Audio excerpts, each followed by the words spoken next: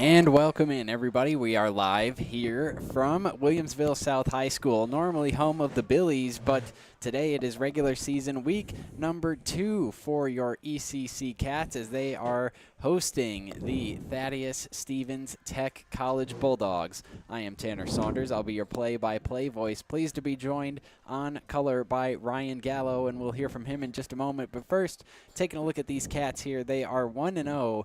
Last week, it wasn't always pretty, but they came away with the 20-19 victory over the Utica JV Pioneers in the season opener. Coach Mike Kemp said it wasn't always clean, but the players fought through adversity and made the plays when they needed to in the biggest moments, and called it the kind of win that builds character early in the season. And for Thaddeus Stevens Tech, this is their season opener. They had a joint practice or scrimmage late August, but this their official regular season opener. And now, Coach, we were talking a little bit about this off air, but for this Erie Community College team, one of the things that's going to need to be cleaned up is penalties. There was 29 combined penalties last week in the game against Utica. So, and you got to give them a little bit of leeway because it is week 1. You're shaking the rust off. Obviously, you have spring ball, but it's your first regular season action, and there's not much you can do to replicate the feel of a regular season game. But for this week, how do you attack that? How do you approach that and clean up those penalties? Because obviously, you can't have 14 penalties like they did last week. Tanner, great to be partnered up with you again this season. Here we are on a Sunday afternoon, college football on a Sunday afternoon, normally NFL action. But as a former head coach myself, 14 penalties, a lot of gray hairs. See, I have a lot right now. It'll drive more into that top of my head. But with that said, like you mentioned it, week 1, a lot to clean up, a lot of excitement, a lot of enthusiasm. A lot that gone into the training camp leading up to week 1, and certainly there's a lot of mistakes. So we clean those up. You evaluate the film. Certainly the staff did that for the Cats, and looking forward to week 2 here at home once again.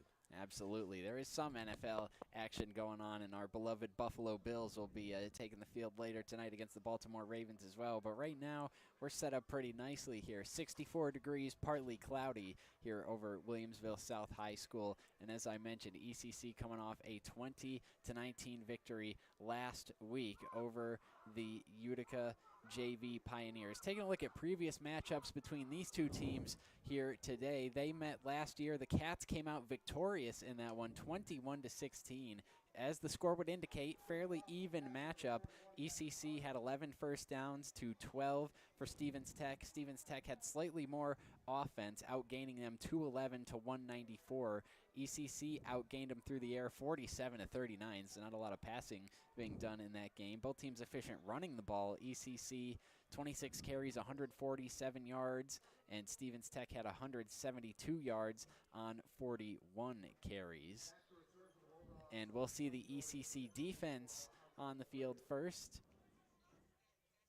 as they will kick it off here. We'll see this Stevens Tech offense out on the field to open things up.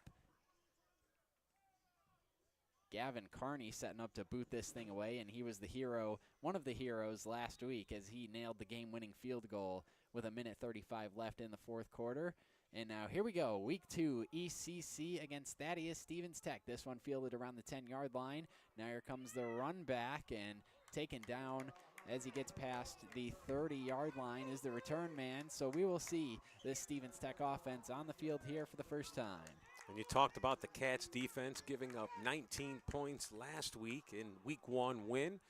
Here they are, opening drive against the Stevens Tech squad. Let's see what they come out here in their first drive in the 2025 season. Long journey for the Bulldogs coming from Lancaster, Pennsylvania. They had to head out of there around 5:30 a.m. this morning. So long day for them, and now we'll see if that affects the offense at all. We've got 3 receivers on the field, 2 backs. Here goes the handoff right up the middle, and not much yardage to be had there. Modest gain on first down. Looks like a pickup of about 3 to bring up second down.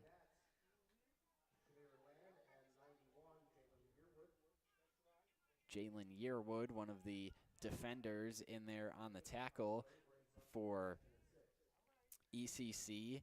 Last week had 2 solo tackles, a TFL, and a sack. Well, certainly he's looking to build on that performance.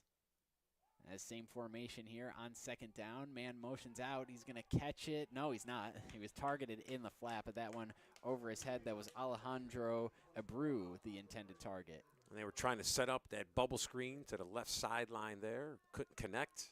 Sets up a 3rd and long. And a nice opportunity here for the Cats to bring some pressure on the Stephen Tech quarterback. Last week, ECC held Utica to 3 for 15 on 3rd downs. Now the first opportunity of the game here for the Bulldogs. It's going to be a handoff. Try to catch them sleeping with the run, but the ECC defense is wise to it, and it looks like that's Alejandro Abreu on the carry once again, and he's going to be nowhere near the first down. Good job by the Cats defense there. They went to a spread formation, trying to spread the run, and they were not fooled, as you mentioned, Tanner. Sets up a 4th down. And an opportunity here for the Cats to get their hands on the football for the first time this afternoon. Punting unit on the field, and we've got a stoppage here as it looks like a timeout is going to be called by ECC right off the jump, as they're going to take a second. Head coach Mike Kemp going to talk things over with his special teams unit. Not ideal to take a timeout with 13:44 left in the first quarter, but they do so nonetheless. And you saw they were struggling to get an additional player out there on their return team. But, you know, we're talking in the first half, not as crucial using those timeouts in the first half. And the Cats do a good job on that opening possession, getting that stop defensively. And now we'll see the offense for them on the field for the first time after this punt. One of the deep men back for ECC is the freshman wide receiver Tristan Park. Caught a touchdown in the game last week against Utica. Had 3 receptions, 53 yards, including a 26-yard touchdown. Here's the punt, and as this one gets launched up into the air, the whistle is blown. And we have our first flag of the day going against the Bulldogs, so that'll back them up, and we'll have to redo this punt here.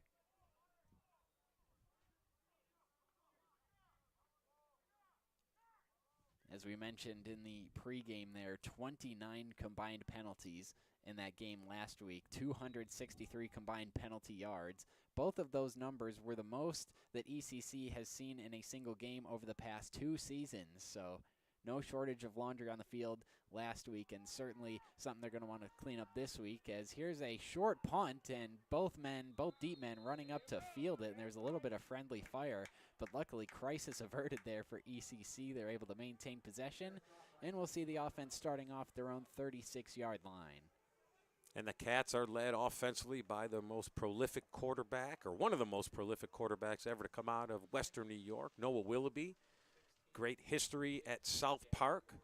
And here he is leading the Cats to an opening victory in week 1 and getting his hands on the football here this afternoon for the first time offensively. Willoughby last week in his first collegiate start, not bad business, 8 for 14, 114 yards and a touchdown. Had 2 fumbles, lost 1. He dealt with some adversity last week, suffered what appeared to be an injury to his non-throwing shoulder in the second half. Came back, got banged up again in the fourth quarter, caused him to miss a possession, but then he came back and led the game-winning drive, and on first down, it is going to be a handoff, and it looked like they might have lost a yard there, as that is Torrey Anderson, the ball carrier. Good job by Stevenson Tech, setting up in too high and rolling that safety down inside the box. And that's a really good job in the run defense, setting up a 2nd and long for the Cats.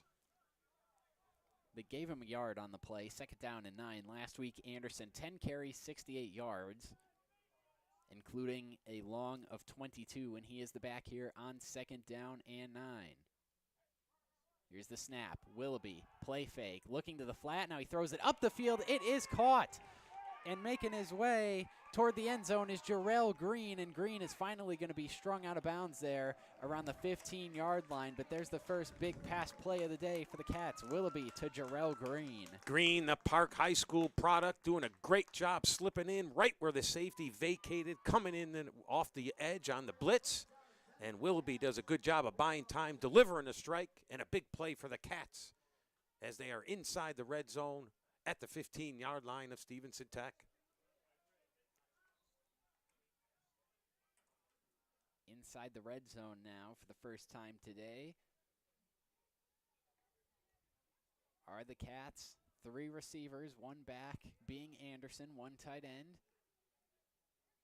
Here's the snap. Willoughby, again the play fake, and he throws, and that time again targeting Jarrell Green, but those two appearing not to be on the same page there, brings up second down. And going back to that big play, Willoughby, not only did he buy time, but he took a shot as well, delivering that football, and Jarrell Green does a great job with the run after the catch. And here they are now, second down and 10 inside Stevenson Tech. Deep inside Stevenson Tech territory. Second down and 10. Willoughby the shotgun. He's got Anderson to his left. And it's going to be a give to Anderson, trying to bounce that one off tackle, and he is going to be taken down. Looks like he lost yardage on the play to bring up the first third down of the game for the Cats. Nice penetration and the run blitz by the right outside linebacker. And the Cats now in a 3rd and long. Tough situation. Can they come up with a big play here inside Stevenson's Tech 17-yard line? Last week they went 2 for 9 on 3rd downs, converting at a 22% clip. And now they're going to spread them out here, 4 wide with 1 back.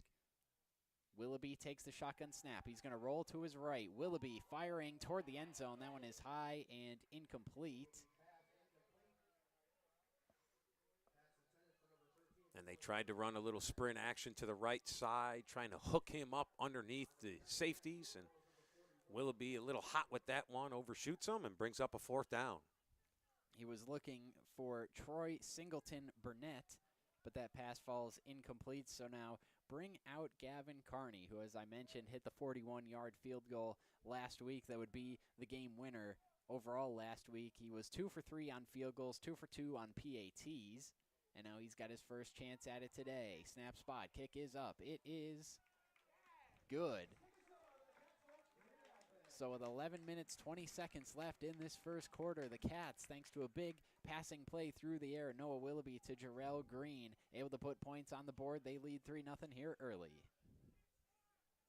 And we will step aside here for just a moment. Back after this on Western New York Athletics. Build your next connection. Earn your next internship. Crush your next goal. What will you do next? Logistics Plus is a global transportation provider headquartered in Erie, PA, with locations worldwide, including right here in Western New York. Logistics Plus is consistently recognized as a fast-growing transportation and logistics company, great supply chain partner, top freight broker, leading project cargo manager, and a great place to work. With a strong passion for excellence, our 500-plus employees put the plus in logistics. Or an efficient personal approach for all of your transportation needs. More information about our Buffalo office is available at logisticsplus.com/Buffalo. Welcome back here to Williamsville South High School as ECC set to kick it off here after taking the 3-0 lead on their first drive of the game. This one fielded at the 15-yard line for the Bulldogs, and the Turf Monster got the return man there as he slips down inside the 30-yard line. So we'll see what this Tech offense can do here after coming up empty on the game's first possession. And the Cats were very efficient on their first drive, driving down the field, settling for a 37-yard field goal. And here's Stevenson Tech with their second opportunity this afternoon offensively.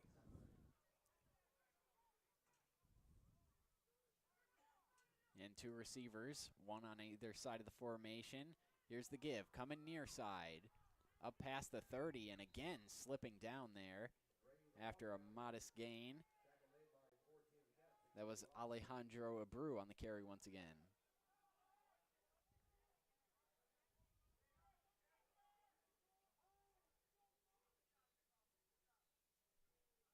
Gain of 3 on the play. It'll be second down and 7 from the 28.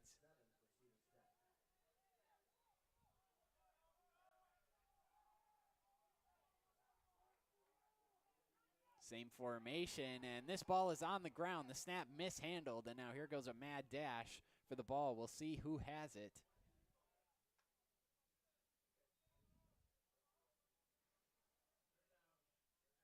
And it looks like it was recovered by the offense, so disaster avoided there, but they have set themselves a little bit behind the chains here for this third down. Looking a little out of sync here early on offensively, does Stevenson Tech. But there's also been good pressure up front by the Cats early on, and here's a timeout. They're first by Stevenson Tech. So we've seen ECC burn a timeout here, as well as Thaddeus Stevens Tech. The Bulldogs unable to convert their last third down attempt, and we were talking about gray hairs in the pregame. This is another way to give coaches gray hairs, is getting behind the sticks here and putting yourself in these difficult situations on these late downs. And as offensive coordinators, you prepare as such, where you have 10, maybe 10, 15 drives scripted out, but you're certainly not preparing for 3rd and 15 or 3rd and 20. You don't have that on your script prepared. Now, do you have plays on your menu that are for those situations? That certainly is the case, but not looking to be in those situations many times over the course of a football game. Now 3rd down and 13 from their own 31. They'll come out with 4 receivers, 2 on either side of the formation. Now a man goes in motion. Here's the play fake, looking to throw. This one out to the flats is incomplete, as Wade Young's pass there falls short of its intended target. So that's 0 for 2 now for the Bulldogs on 3rd down. We'll see the punting unit come out for them once again. Nice pressure there by the Cats in the interior, and also really nice coverage down the field, so nowhere really to go with the football. And here they are, punt for the second time early on in this game. Jackson Moritz and Tristan Park back to receive here for the Cats. Here's the punt. High up into the air, and calling for a fair catch, sliding at the 50, is Tristan Park. So great starting field position here for this Cats offense, and we saw what they were able to do last time out. Big passing play from Noah Willoughby to Jarrell Green. And they have a lot of nice weapons outside of Green. A lot of athleticism and speed on the perimeter and on the edge, and they also have some nice tight ends that are getting coached up and getting worked on a daily basis by the tight ends coach, Lou Rossi. Had a chance to speak with him prior to last week's game.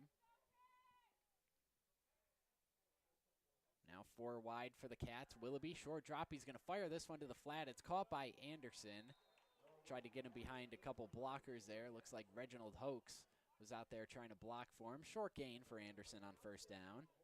Nice job there by the right side corner, and the free safety coming down, making that play, minimizing that gain to only 3 yards. So nice play there defensively by Stevenson Tech. Let's see if they can get some pressure here, especially between the tackles. I think that's important.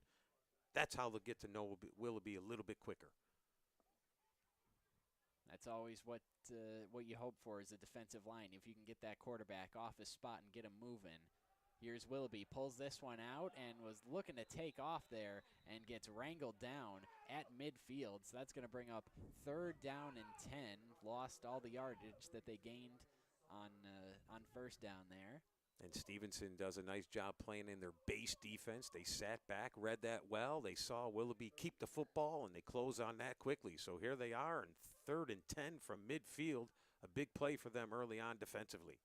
Their last 3rd down came in the red zone. They were unable to convert. They go trips to the far side of the field.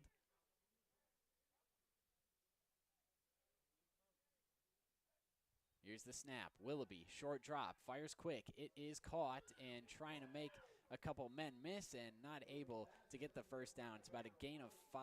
Looks like that was Reginald Hoax III on the reception. But they will be short here of the 1st down by about 5 yards, and now you've got a decision coming here. Looks like the offense is sticking out on the field for now. And you could see that was their plan. They were playing zone defense with 2 high safeties. They hooked it up underneath that. Willoughby does a good job of reading it and delivering the football on time.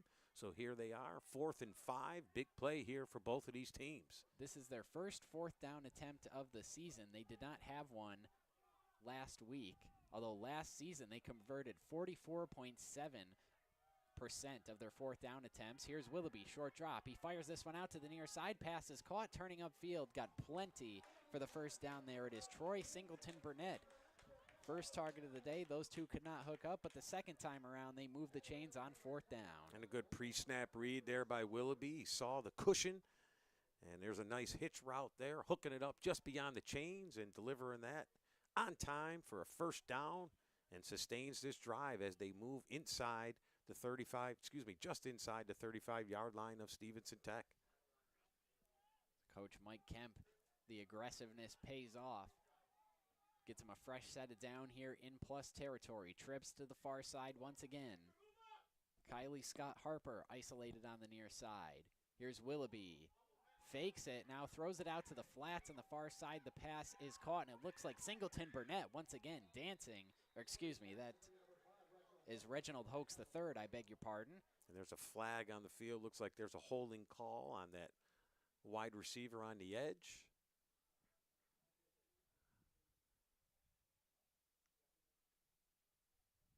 Waiting for a signal here from the officials.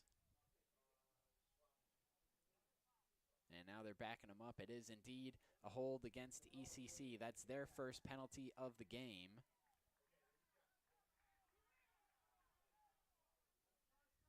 And that was, of course,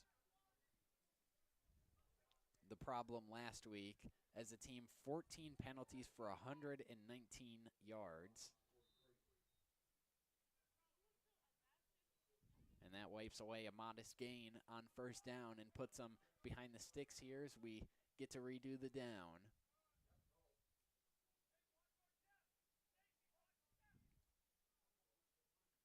Willoughby on first down. Deep drop, now climbs the pocket, fires this one over the middle. It is caught. Jarrell Green once again. Now Green, can he get there?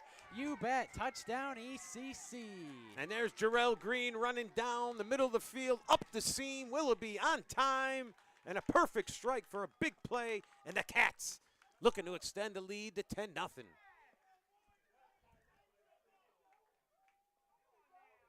Jarrell Green, Tanner, early on in this football game, running some really nice routes. And again, Willoughby delivering the football on time, allows him to make a big play with a run after the catch. And that's exactly what he did, hitting pay dirt and extending this lead to potentially 10. Here is Carney. He went unblemished on PAT attempts last week, and he bangs that one through as well. So 7:02 left in the first quarter. Cats with the touchdown. It is 10-0. They lead over the Bulldogs. We'll be back after this on Western New York Athletics. Build your next connection. Earn your next internship. Crush your next goal. What will you do next? Logistics Plus is a global transportation provider headquartered in Erie, PA with locations worldwide, including right here in Western New York. Logistics Plus is consistently recognized as a fast-growing transportation and logistics company, great supply chain partner, top freight broker, leading project cargo manager, and a great place to work. With a strong passion for excellence, our 500-plus employees put the plus in logistics. For an efficient, personal approach for all of your transportation needs, more information about our Buffalo office is available at logisticsplus.com/Buffalo. And we are back here from Williamsville South High School. It is 10-0. Noah Willoughby just found Jarrell Green for a long touchdown to make it 10-0. So 2 drives, 2 scores here for the Cats, and I will see the defense back at it here as the kick return going to be fielded at the 10-yard line. Now up past the 30 and dragged down just shy of the 35-yard line.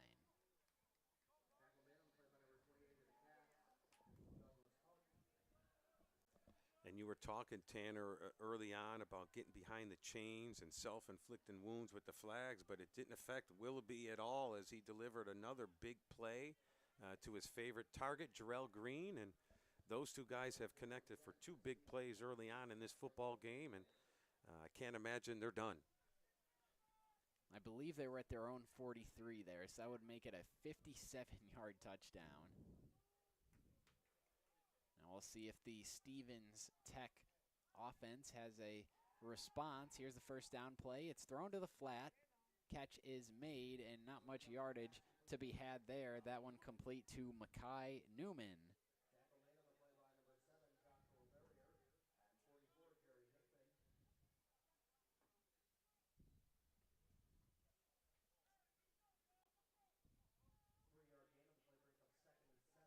Gain of 3 brings up 2nd down and 7.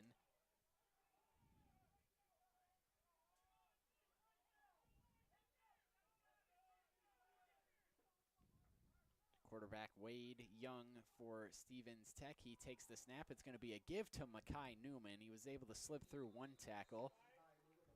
But then good job by the Cats defense being able to rally to the football there. Looks like he gained 1 yard to set up 3rd down, where Stevens Tech is 0 for 2 so far.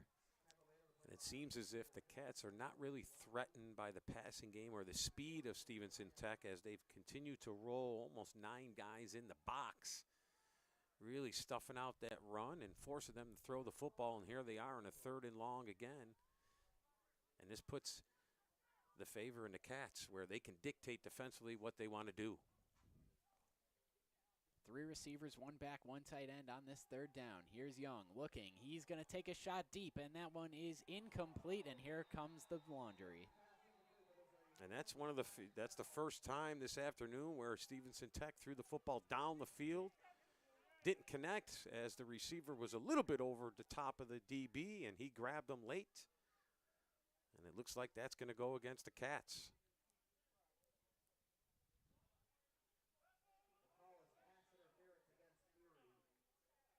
It's pass interference. I believe the defensive back in coverage there was Moshe Yant.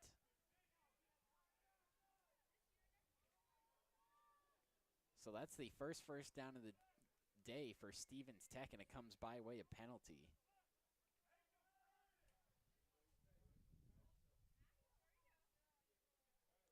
And remember, in college, it's not a spot foul like it is in the NFL.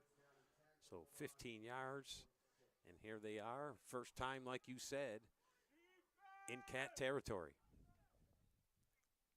Here's the first down give, and nothing doing there,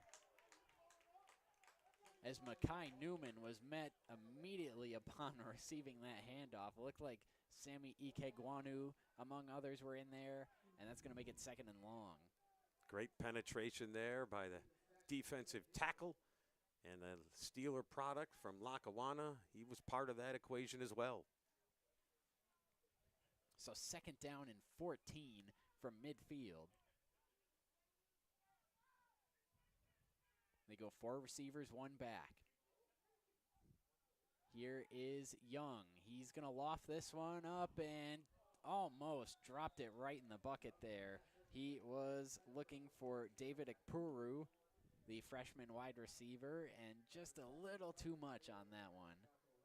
Nice job running a short little wheel, the fade route there, and he was over the top but just couldn't connect.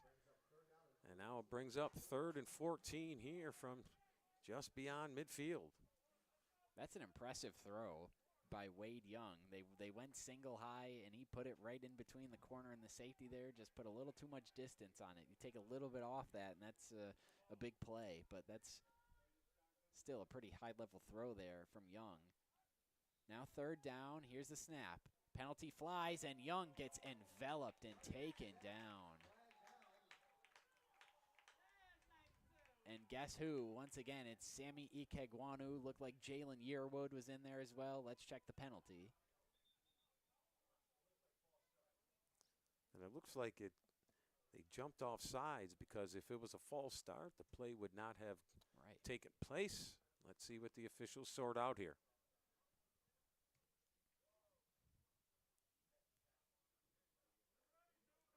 Still talking things over here.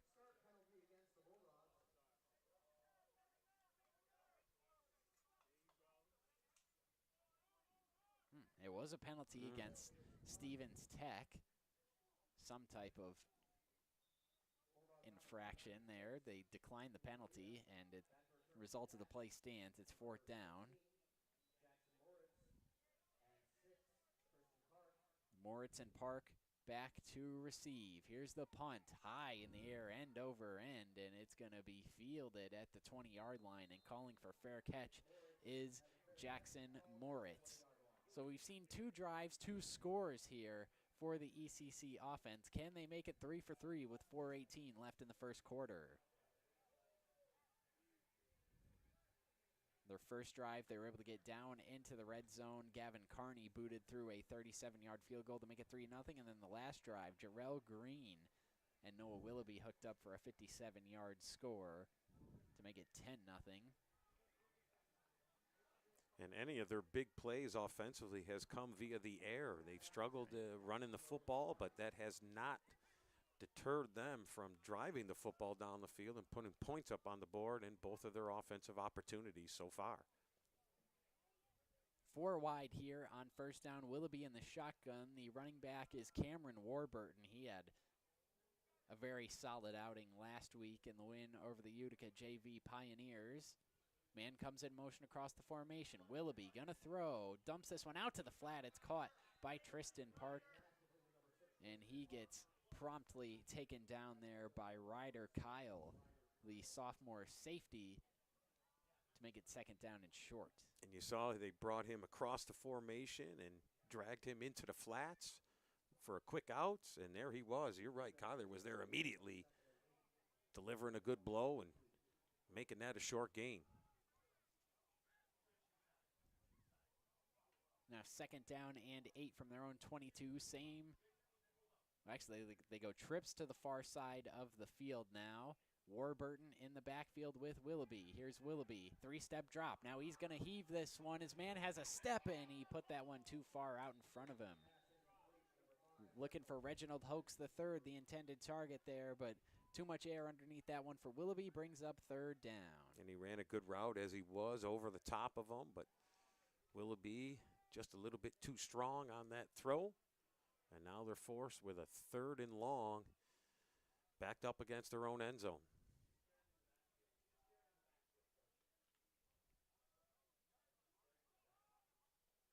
ECC 0 for 2 on 3rd downs so far today. Now they go trips near side.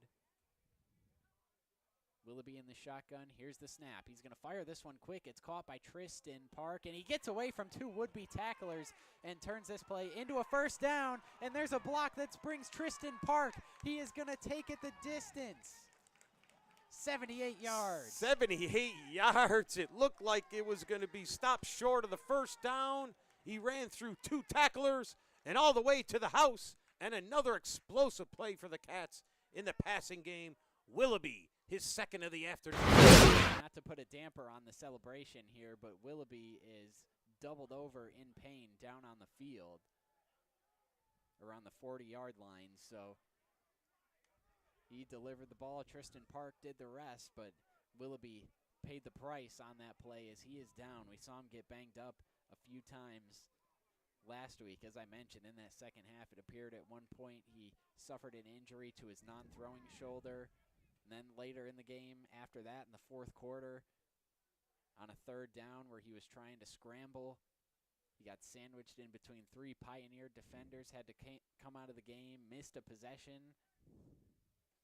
You know, there was a point in the 4th quarter last week where he was walking around on the sidelines with his pads off. It did not look like he was going to come back into the game, but he did come back into the game and ultimately led the game-winning drive. So no doubt he's tough as nails as he pops back up on his feet and is able to walk off under his own power. So that will be something to monitor here as we move along in this game. Jarrell Green out on the field to assist him off the field. Those two have had a couple big hookups today, and now Willoughby will head over to the medical tent to be examined. But Gavin Carney will come on for the extra point. Snap, spot, kick is up. It is good. 3 for 3. 3 drives, 3 scores. Cats up 17-0 here with 3:14 left to go in the first. We'll be back after this on Western New York Athletics. Build your next connection. Earn your next internship. Crush your next goal. What will you do next? Logistics Plus is a global transportation provider headquartered in Erie, PA with locations worldwide, including right here in Western New York. Logistics Plus is consistently recognized as a fast-growing transportation and logistics company, great supply chain partner, top freight broker, leading project cargo manager, and a great place to work. With a strong passion for excellence, our 500-plus employees put the plus in logistics. For an efficient, personal approach for all of your transportation needs, more information about our Buffalo office is available at logisticsplus.com/Buffalo.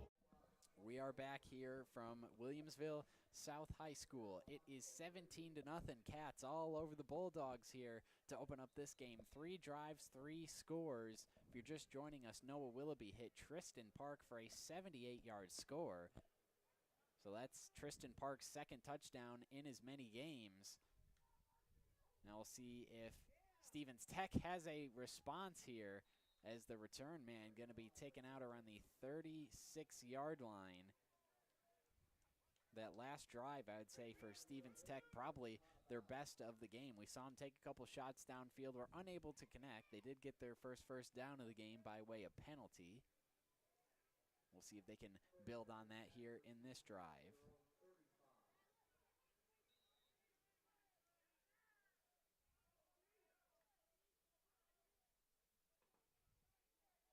Here's Wade Young in the shotgun on first down as they go bunch to the near side of the field. There's the give up the middle. And looks like a short gain on first down. Makai Newman gets the tote.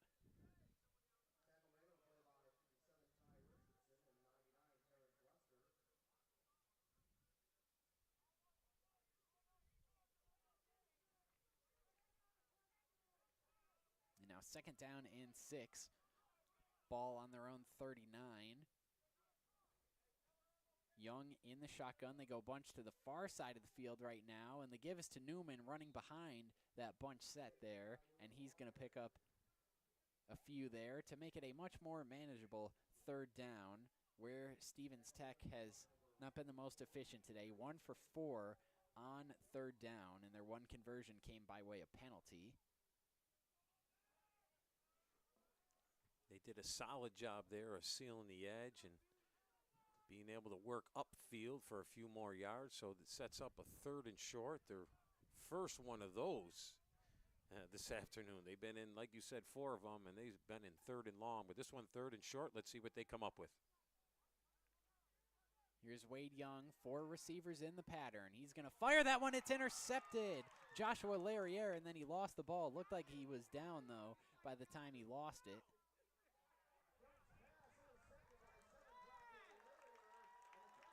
And that's exactly what the case is. They turn over the football as he threw the ball inside. The receiver jetted outside, and a big miscue. And here the Cats are again. An opportunity inside, Stevenson Tech territory, and an opportunity to put more points up on the board. Joshua Larriere gets his first pick of the season. Last week he had 4 tackles, 3 solo. And he gets the Cats' 2nd interception of the season.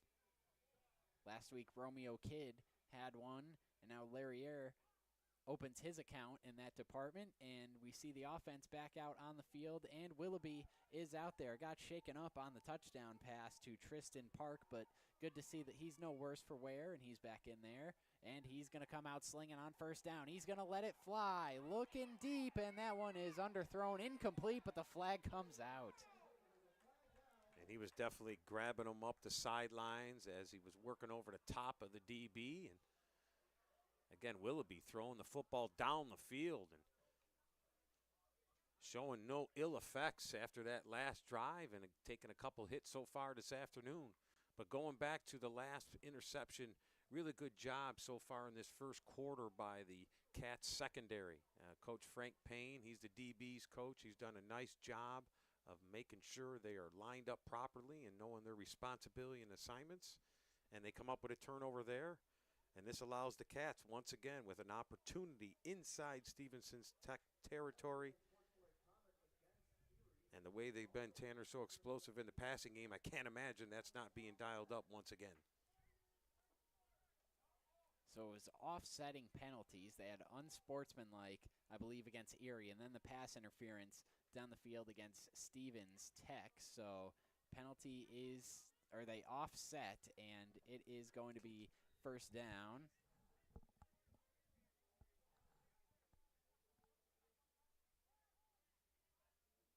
Here is Willoughby on first down. Takes the snap, and he's got to heave this one off his back foot. He's looking deep, and that one is out of bounds, incomplete. Kylie Scott Harper, the 6'4" wideout, the intended target there.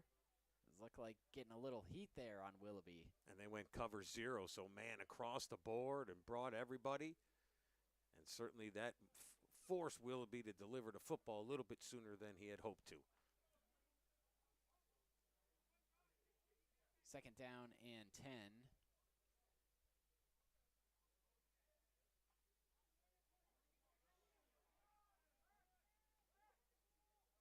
A minute and change here left in this first quarter. They go 4 wide, 2 on either side of the formation. And here's Willoughby. The give now. They've been awful pass happy in this game. But Warburton gets his first tote of the game, and it goes for scant yardage there to bring up third down for ECC. We mentioned the struggles for Stevens Tech on third down. ECC has not fared much better. And Stevenson Tech does a nice job with a delayed run blitz by the left outside linebacker, and he gets into the backfield making that play, setting up third and long for the Cats. Third down and 9 from the Bulldog 42. Here's Willoughby, play fake, throws this one out to the flat. It is caught, and tiptoeing the sideline, getting upfield. And there is a flag down as well. And judging by Willoughby's reaction there, looks like this one's going against the offense. It's a face mask against ECC. And that's going to march them back 15 yards. And we'll replay the down.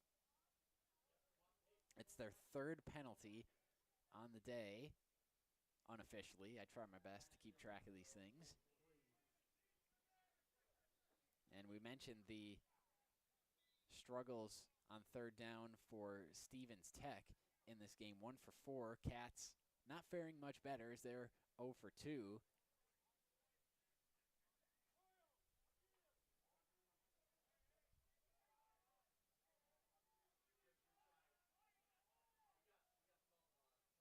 Can Stevenson Tech make the Cats punt for the first time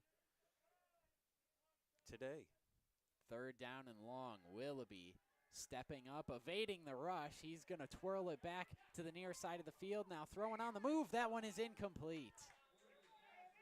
The sideline wants a flag. They're going to get one. And that flag came in really late.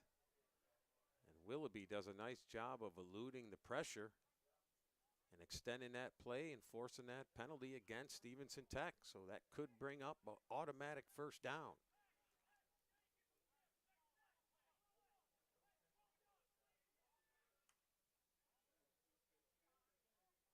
And again, we're going to have offsetting penalties here. There was a hold against ECC, and then interference against Stevens Tech, and that's going to bring us to the end of quarter number 1. It is 17-0. Cats all over the Bulldogs in quarter number 1. Time to make the switch to the second. We'll be back after this on Western New York Athletics.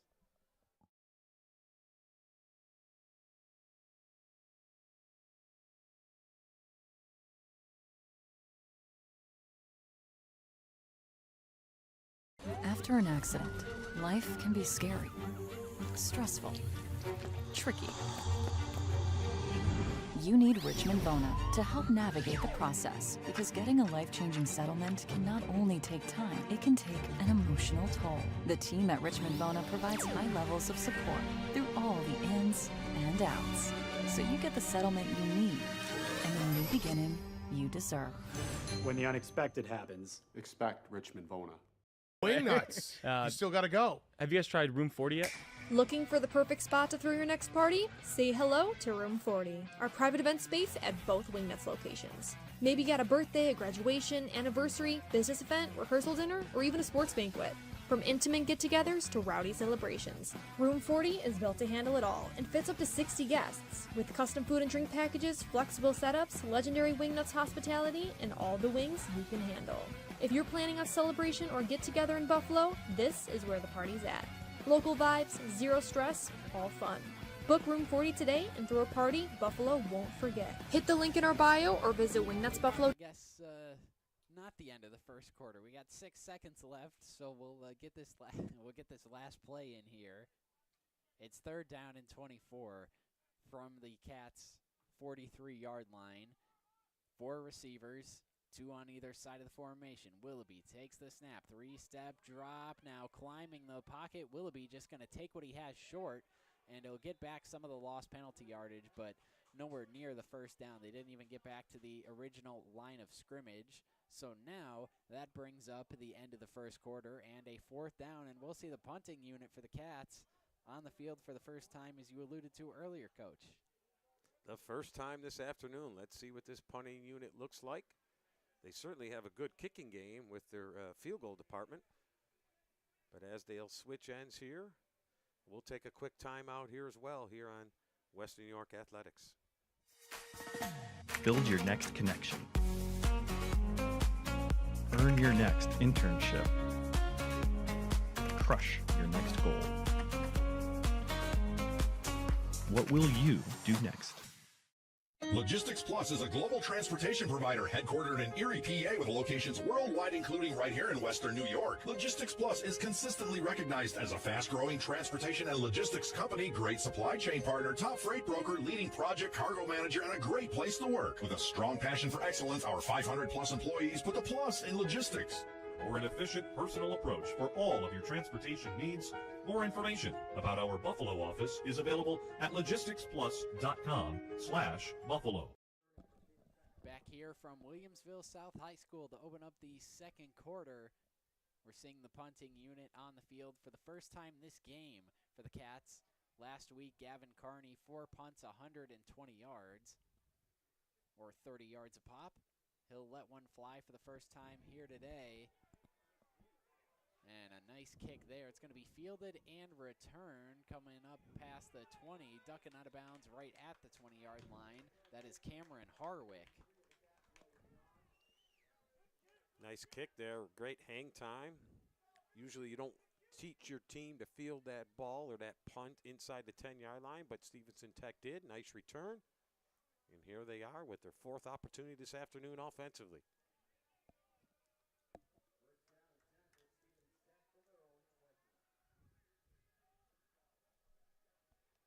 First and 10 from their own 20-yard line.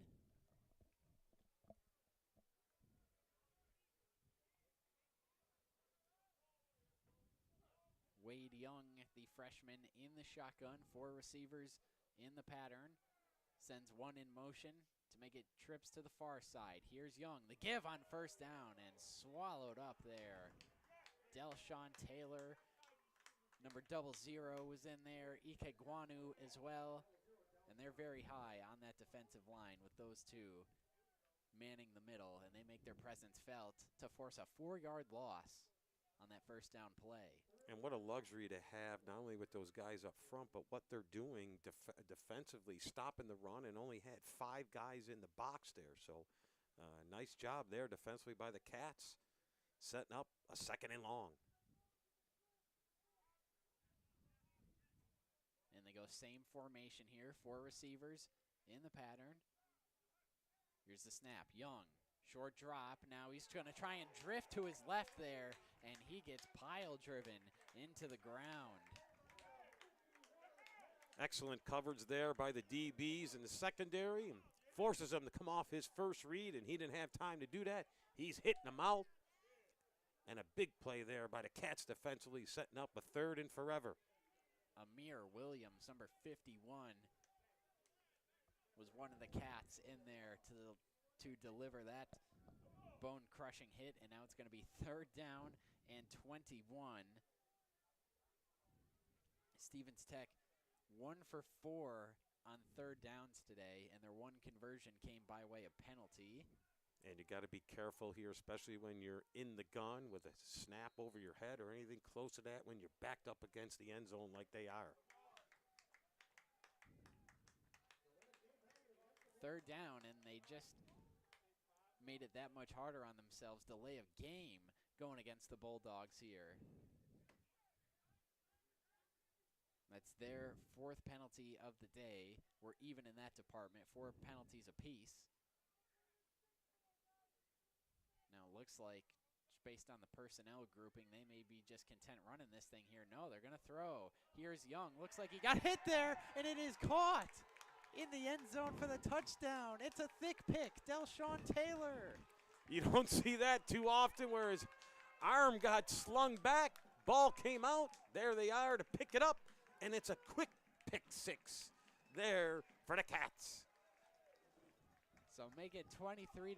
That's just the type of day it's been for ECC here. It's been the inverse of Murphy's Law for them. Anything that can go right has gone right. Delshawn Taylor picking up the touchdown, and now Kearney will head out for the PAT. And Tanner, it started with the pressure up front. Great job delivering the blow on the quarterback, and there he was making a big play. The Cats defensively step up. Kearney on for the PAT. It is up. It is good. 13-10 left in the second. The offense has scored 3 times, and the defense said, we can do that too. They get the pick 6 and take the 24-0 lead, building on the lead. We'll be back after this here on Western New York Athletics. Build your next connection. Earn your next internship. Crush your next goal. What will you do next?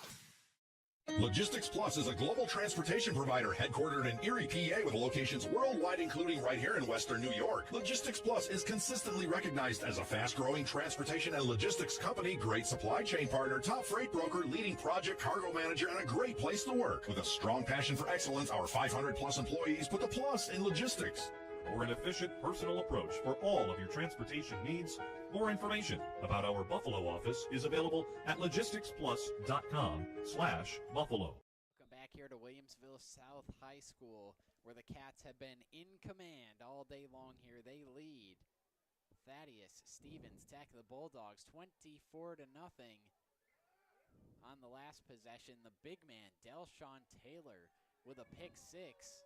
And now here's the kick return coming out to the 20-yard line. There is a flag down on the far side 20-yard line. So we'll check that here, but Delshawn Taylor, the sophomore defensive lineman out of Bennett High School, he had a great season opener last week, had 5 tackles including 3 solo, 2.5 TFLs, a sack. And then the last possession, ball gets batted out of the quarterback's hands up in the air, and he is the beneficiary, catching it in the end zone for the pick 6.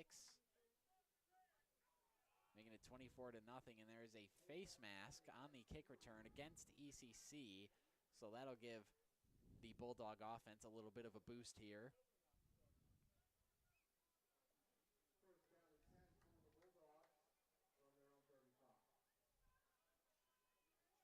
Fifth penalty against ECC. Now they come out I form here on 1st down and 10. Here's the give right up the middle, and a short gain there, as in on the tackle for ECC, Jaden Ransom, number 92. And you mentioned the formation adjustment there, going into the pro I formation with a lead back up into the hole. And they've just struggled running the football, and really it's been just the defensive line and the linebackers, the interior. That box has just really dictated tempo and played most of the game in the backfield of Stevenson Tech. But there's their best run of the afternoon. No doubt about it. 1st down on the carry there for Alejandro Abreu. And that's the First down of the game for Stevens Tech, not by way of penalty. They earned that one there.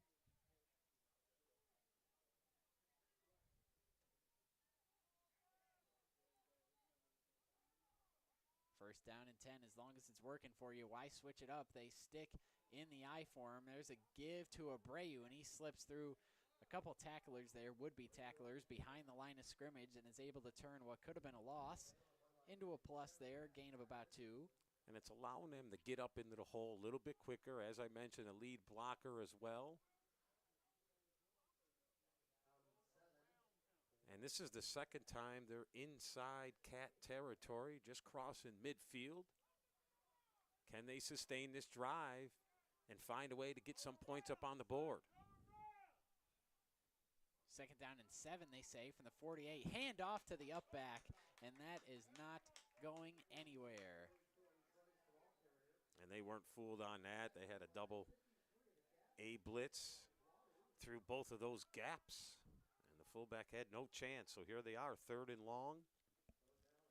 And who else on the play but Sammy Ike Guanu? And he was dominant in high school, and here he is at the junior college level, stepping up his game and really having a fine afternoon here in the first half. It's a loss of 2, so it's 3rd down and 9 from the 49 of ECC. They're just going to give it to the up back here, and he'll fall forward and get back that lost yardage and then some to bring up 4th down. And with a play call like that and the fact that you're down 24, that would hint to me that this is 4-down territory. And that's exactly what this is. And Stevenson Tech, let's see what they have in their playbook on 4th and 4. This is their first 4th down attempt of the game. We saw ECC converted one earlier in the contest. Last week, Utica, the JV Pioneers, attempted 2 4th downs in that game. They went 1 for 2. And here's going to be a drop back out of the I form. That one is incomplete, off the mark, intended for Cameron Harwick. Well, that pass falls short of the mark there. It's a turnover on downs. And the Cats, once again, get another stop here defensively and turn the ball back over to their offense. An offense that's been very explosive, especially in the passing game this afternoon. No doubt about it. Willoughby has touchdown strikes of 57 and 78 yards to Jarrell Green and Tristan Park, respectively.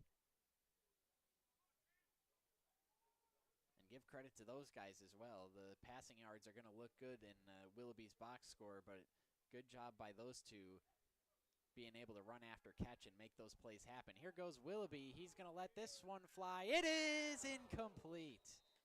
Had a step there, but that one falls harmlessly to the turf there. Could not bring it in. Was Troy Singleton Burnett.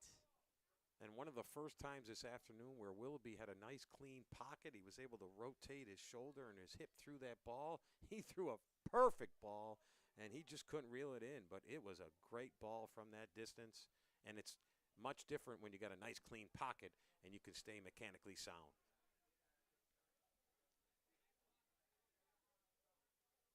Still staying aggressive here through the air despite the 24-0 lead. They're going to throw again. Willoughby stepping up in the pocket. He's going to try and launch it again, giving his big man a shot at it there. That one is incomplete. Kylie Scott Harper was the intended target, and that's not a bad jump ball target there, given that he is 6'4". And Harper's made a couple plays defensively for Stevenson Tech. He was in great position there in the secondary. Willoughby a little bit underthrown, and here they are, 3rd and 10, just inside their own 45. So now 3rd down and 10 for ECC. 0 for 3 on 3rd down. 4 receivers. Here's the snap. Willoughby, they're just going to give it on 3rd down and nowhere to run. Good stop by the Stevens Tech defensive line there, stonewalling that run play at the line of scrimmage. So no harm, no foul on the turnover on downs for the offense, as the defense has their back there and they will force the punt. And a second defensive series where Stevenson Tech has stepped up, gets another stop, and forces the Cats to punt the football away.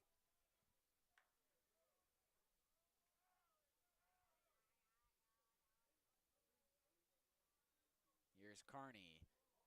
This punt not as good as his last, but it is going to take a Cats bounce and going to roll out around the 35-yard line. 8:47 left to go in the second quarter. Cats hold the 24-0 advantage. The Stevens Tech offense, they were able to get it into Cat territory last time around, but the drive sputtered out shortly thereafter. Found some success with the I formation, a little good old-fashioned smash mouth football.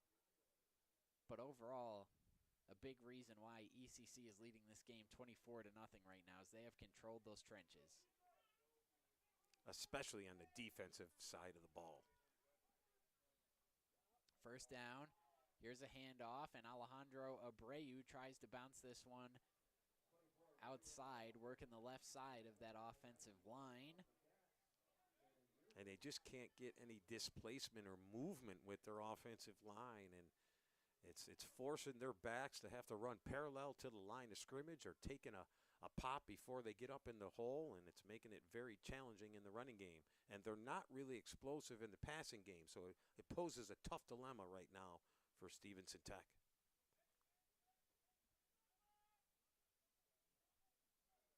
Second down and 10 from their own 35.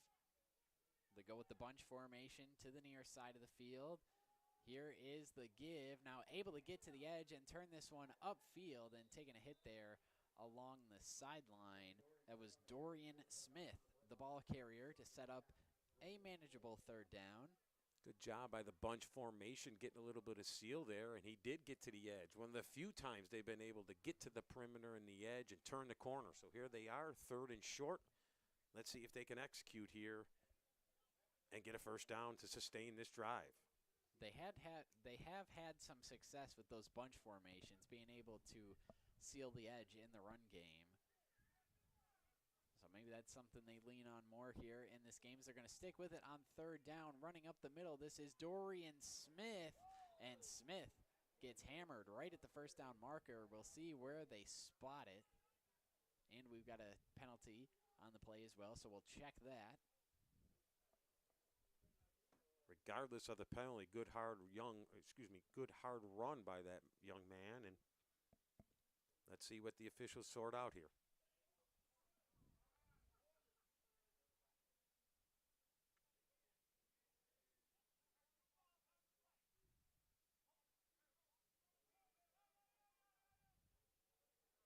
Well, one of the flags we know is a hold.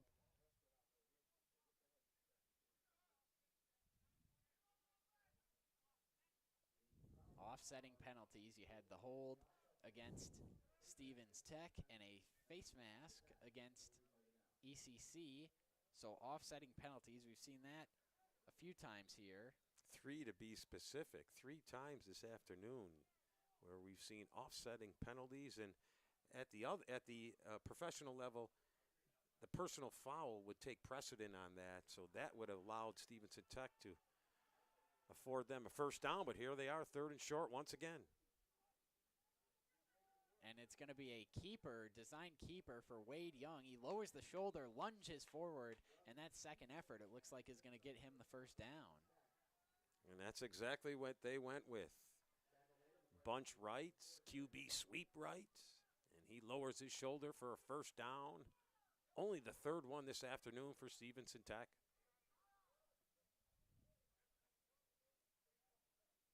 That's a play right there that wouldn't look out of place in the Buffalo Bills playbook. How many times have we seen Josh Allen run that? Little bit bigger proposition coming at you at QB than what Stevenson Tech presents. First down and 10 from the 47. Here's Wade Young. He's going to drop back. He's going to heave this one up toward the sideline. It's incomplete, and a flag flies once again. Great pressure up front, though, by Sammy as he clocked the quarterback just as he delivered the football, but there is a penalty down the field, and it looks like it's going against the Cats.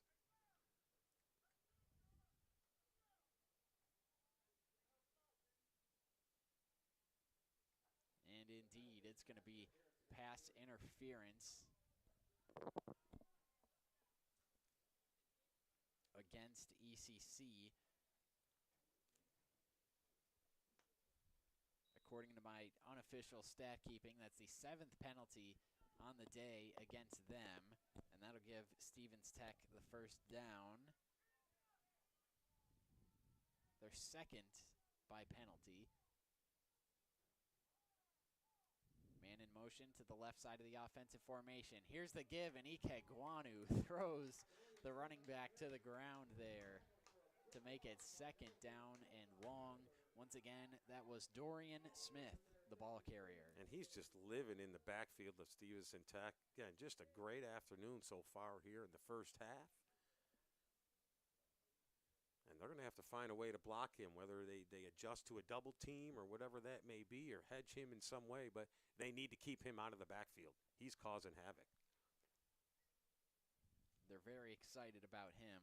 They're 2 defensive tackles, Delshawn Taylor, Sammy Ike Guanu. They're fired up to have both of them on that defensive line. Again, man in motion to the left side of the offensive formation. Here's the give. Trying to bounce this one outside is Dorian Smith, and he gets to the sidelines there. Looks like he'll pick up a yard or 2 of that lost yardage to set up third down. Jamal Drummond was over there to wrangle him out of bounds. Drummond does a good job coming from the strong safety position, getting downhill and making that play for only a 2-yard gain. So here they are once again, 3rd and long. And this is certainly 2-down territory here, Tanner, at least from the situation they're in so far. You just can't take a negative play here. On this 3rd down and long, here's the snap. It's high, and it forces Young to roll out to his right. Now he's going to tuck it and lower the shoulder, lunge forward, and there is a flag down in the offensive backfield, and now one comes in along the near sideline.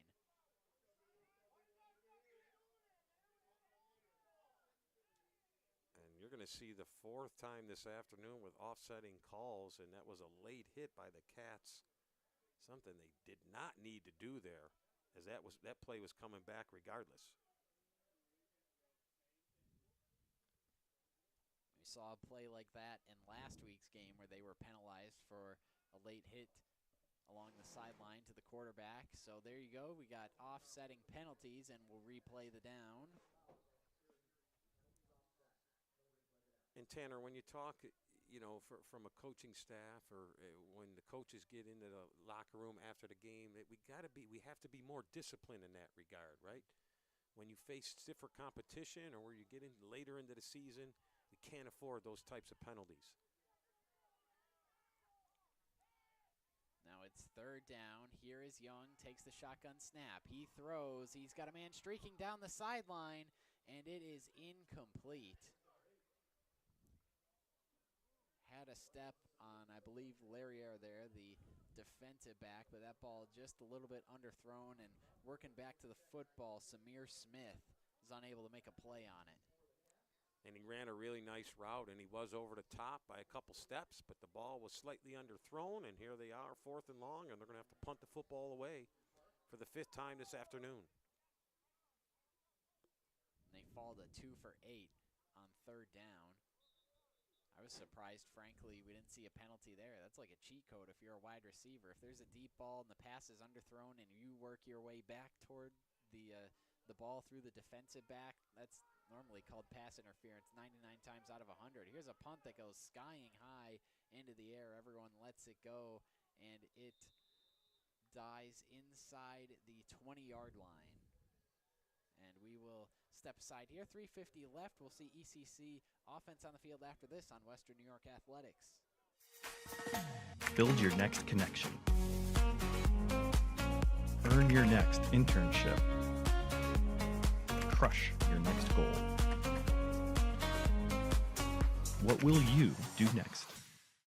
Logistics Plus is a global transportation provider headquartered in Erie, PA with locations worldwide, including right here in Western New York. Logistics Plus is consistently recognized as a fast-growing transportation and logistics company, great supply chain partner, top freight broker, leading project cargo manager, and a great place. Back here at Williamsville South High School, it is 24-0.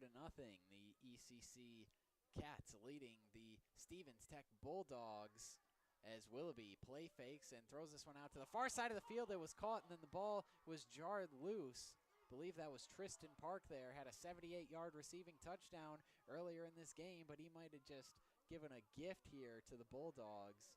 That does not appear to be the case. It is recovered by the Cats, so they avoid the turnover there. Good play, though, by Stevenson Tech defensively, reacting to that bubble screen and coming downhill to make that play. And they could have certainly afforded that one, boy.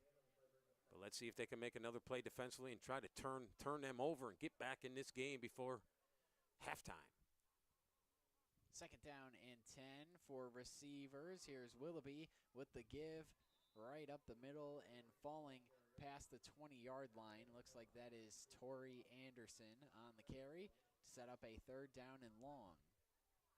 And let's see if they play it safe here, the Cats, where they run the football here and punt it away and let their defense take them into halftime.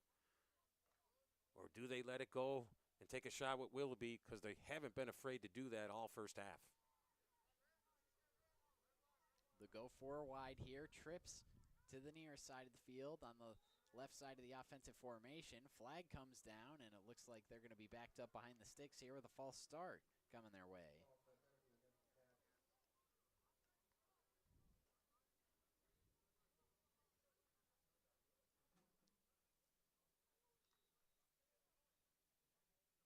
I believe that's the 9th penalty of the day against ECC, so they are on pace to match their total of 14 last week. Stevens Tech, I believe, only has 6 penalties, so now third down and long. Here's Willoughby. He's going to throw this one. It is caught, dropped right in the bucket, and then momentum carries him out of bounds there, but it's going to be enough for a first down. And they got the one-on-one matchup they were looking for. Really nice touch by Willoughby and a great catch there on the right sideline. Sets up a first down and sustains this drive for the Cats as they move inside of 2 minutes until halftime. Believe that was number 18, Anthony Bowman, on the reception. Had one-on-one coverage there on the far side and was able to exploit that. It was indeed Anthony Bowman, and I believe a timeout. Oh, no, it's the 2-minute warning here. 2-minute warning, 24-0.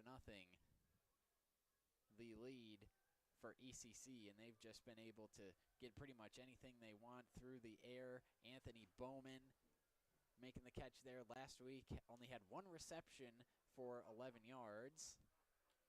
But he gets the big-time hookup right there, and now we'll have a chance for a 2-minute drill. It's always good to, even when you're up 24-0, it's always good to get these opportunities for the 2-minute drills and such, because you can practice them all day long during the week, but there's not much you can do to, replicate game speed and being in the actual situation. So a good learning experience, even being up 24-0 here for the Cats. Invaluable, especially early on in the season. And Willoughby, again, has had a terrific first half. He's close to 200 yards throwing the football. And here he is, first down and 10. And no reason to believe they'll stop here. Willoughby is going to let this one fly over on the far sideline. That pass is caught and then taken out of bounds at their own 48-yard line. That was Terrence Williams, Jr. That's a good, clean route. And, again, delivering the football on time, knowing where he wants to deliver the football. And there it is. Nice 8-yard gain and getting out of bounds as well, knowing the situation. Stops the clock with 1:54 remaining.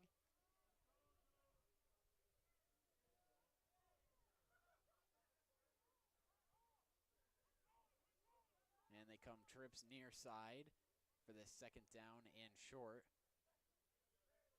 Bulldogs look like playing a little bit of off coverage here. Willoughby takes the shotgun snap, the three-step drop. Now he's got to climb the pocket, and he cannot evade the rush. He is taken down, sacked. And finally, they get some pressure as Willoughby's been sitting nice and clean in the pocket for the last couple minutes. Not that time. Stevenson Tech gets to him. And another timeout by the Cats as they're forced to a 3rd and long. They have one timeout remaining. Talking to the coaching staff last week, they said they like Willoughby in these 2-minute drills, these 2-minute situations. He was a member of the Lock Haven University football program last year and transferred up here in the spring, so they had him for spring ball and all that, and they like what they saw from him there, and they feel confident with him in situations like these. He's a bright young man, has a great understanding of what he's trying to do from a quarterback standpoint, and it looks like he's pretty comfortable with the system here. So kudos to him for picking it up quickly, and yes, the staff should be excited they have a talent like him. He'll be staring down the barrel of a 3rd down and 6 here. ECC 1 for 5 on 3rd downs today.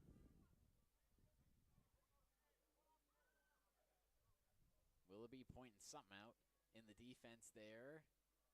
Looks like they may send pressure, and they do. Willoughby's going to roll, and he's going to throw cross-body. It's caught by Reginald Hoax III, and he gets the 1st down and gets into Bulldog territory. Good job throwing against his opposite shoulder, and there was good protection up front. Allows him to deliver the football late, and there's a late flag as well. So we'll check on this, and we've seen him plenty today, but we'll take a moment to introduce our officiating crew here. Head referee Josh Huber, umpire James Foster, head linesman Johnny Parks, line judge Paul Phillips, field judge James Foster Jr., side judge Jeff Wilmore, and back judge Dan Malkowski. And Tanner, we were talking about being disciplined, and there's another unsportsmanlike conduct against the sidelines. And ECC and their staff is not going to be extremely happy once they address this after this football game. Have to be smarter than that. So still, obviously, plenty of work to do in the penalty department. They have not particularly cleaned that up from week 1. So here's Willoughby with a 1st and long. He's going to roll to his right, pumps, now lets it fly deep down the field. That one is knocked away. Great defensive play there as the receiver was working his corner route. Willoughby sprint action to the right side, and just in time to tip that football away. Big play there by the secondary and Stevenson Tech. Looks like that was Dustin Flynn, number 10. They got his mitt on that one and was able to knock it down. And that makes it 2nd down and long for the Cats. 1:18, the clock stopped here. As 1 timeout remaining for ECC, 2 for Stevens Tech. This snap a little bit off the mark, but Willoughby corrals it, and he finds Torrey Anderson, and here goes Anderson, gets all the lost penalty yardage back and then some, and now there is a flag down right around where the tackle was made. And a good call in the screen play, but looks like that might be coming back. It's holding against ECC, so that play will be nullified. All for naught. It was a good effort by Willoughby. That snap a little bit offline. He was able to corral it with his offhand and then get it to Anderson there on the screen, but unfortunately for them, taken off the board due to a penalty.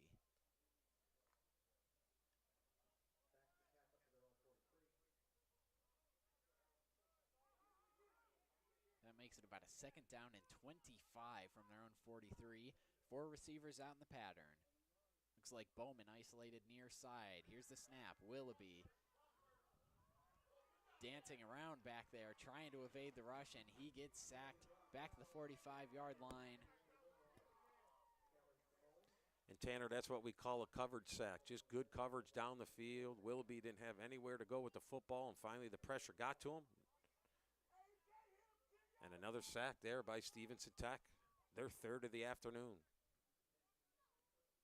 Starting to ratchet up the intensity defensively. They've gotten to Willoughby a couple times now after he had a stretch there in the second quarter where he was sitting back there unfettered, just letting it rip. But now they're starting to bring the heat on him, and looks like ECC going to be content with taking this thing into the locker room, up 24-0. No urgency to run another play here. Looks like they take the clock all the way down to 6 seconds and call a timeout. That's their last of the half.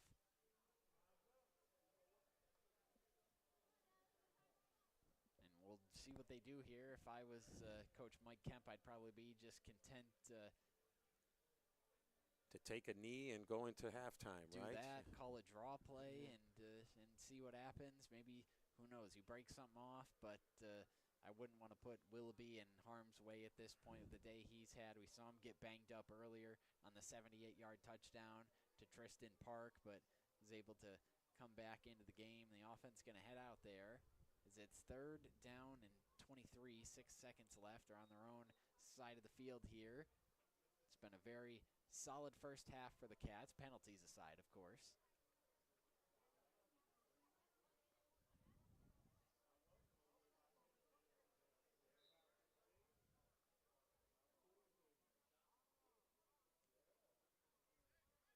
And it looks like they will set up to run a play here. 3 receivers, 1 back, 1 tight end. Jory Anderson is the back, flanking Willoughby to his left. Here's the snap, the give to Anderson, and he's got a little bit of a seam, and he'll get back the lost penalty yardage, get back to the original line of scrimmage, but that will bring an end to the first half. As I mentioned, penalties.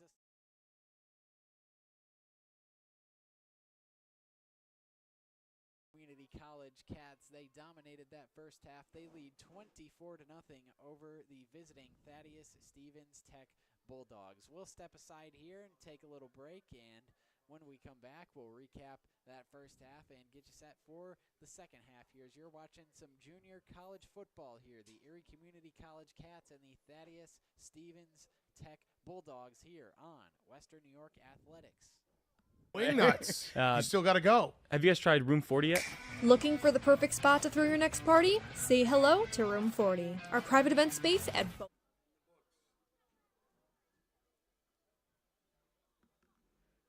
Wing nuts. You still got to go. Have you guys tried Room 40 yet? Looking for the perfect spot to throw your next party? Say hello to Room 40, our private event space at both Wingnuts locations. Maybe you got a birthday, a graduation, anniversary, business event, rehearsal dinner, or even a sports banquet. From intimate get-togethers to rowdy celebrations, Room 40 is built to handle it all and fits up to 60 guests. With custom food and drink packages, flexible setups, legendary Wingnuts hospitality, and all the wings you can handle. If you're planning a celebration or get-together in Buffalo, this is where the party's at. Local vibes, zero stress, all fun.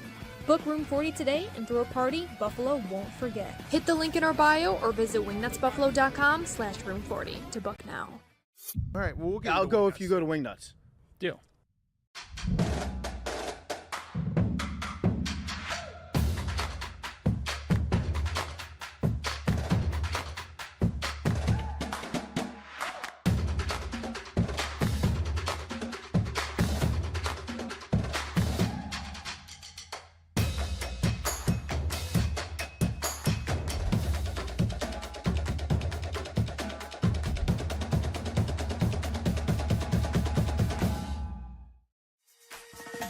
Build your next connection. Earn your next internship.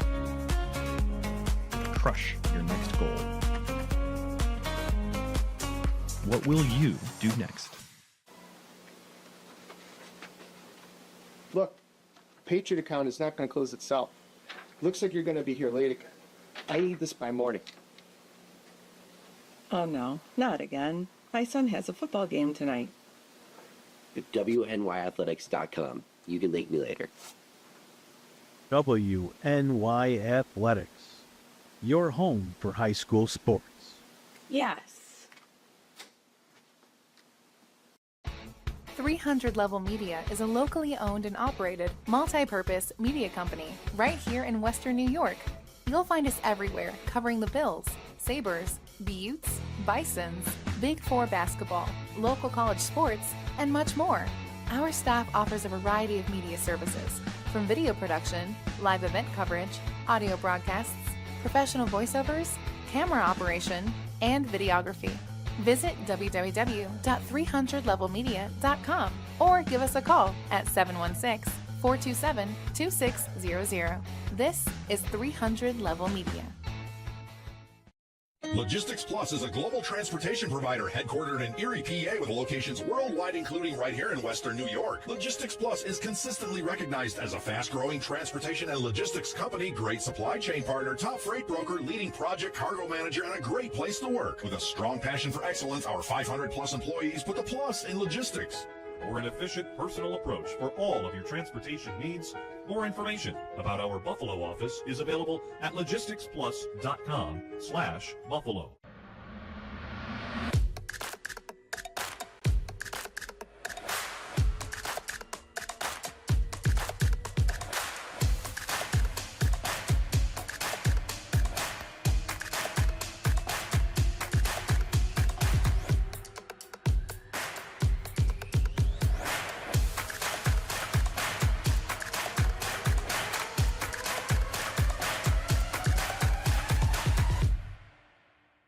After an accident, life can be scary, stressful, tricky. You need Richmond Bona to help navigate the process, because getting a life-changing settlement can not only take time, it can take an emotional toll. The team at Richmond Bona provides high levels of support through all the ins and outs, so you get the settlement you need and the new beginning you deserve. When the unexpected happens, expect Richmond Bona.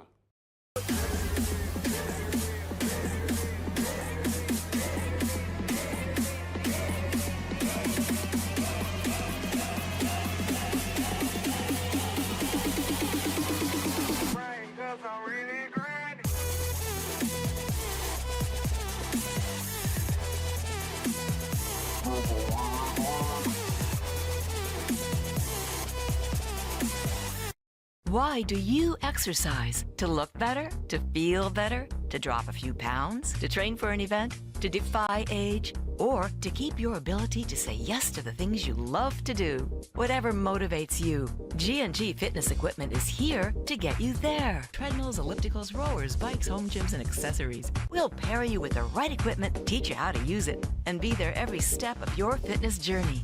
G&G Fitness. Your goal is our goal.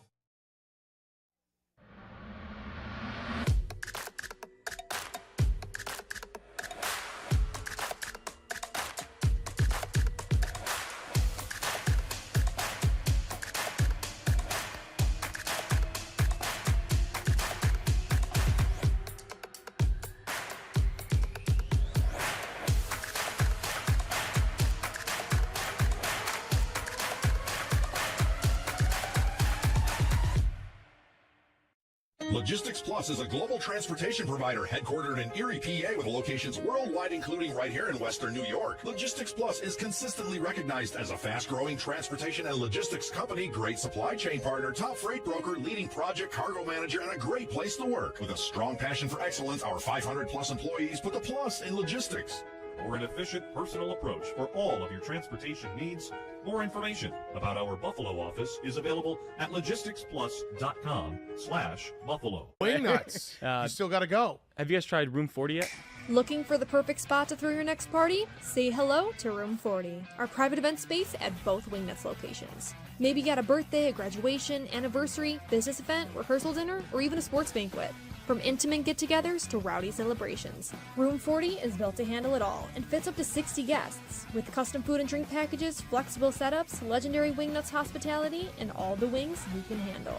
If you're planning a celebration or get-together in Buffalo, this is where the party's at. Local vibes, zero stress, all fun. Book Room 40 today and throw a party Buffalo won't forget. Hit the link in our bio or visit wingnutsbuffalo.com/room40 to book now. All right, well, I'll go if you go to Wingnuts. Deal. Why do you exercise? To look better? To feel better? To drop a few pounds? To train for an event? To defy age? Or to keep your ability to say yes to the things you love to do? Whatever motivates you, G&G Fitness Equipment is here to get you there. Treadmills, ellipticals, rowers, bikes, home gyms, and accessories. We'll pair you with the right equipment, teach you how to use it, and be there every step of your fitness journey. G&G Fitness. Your goal is our goal.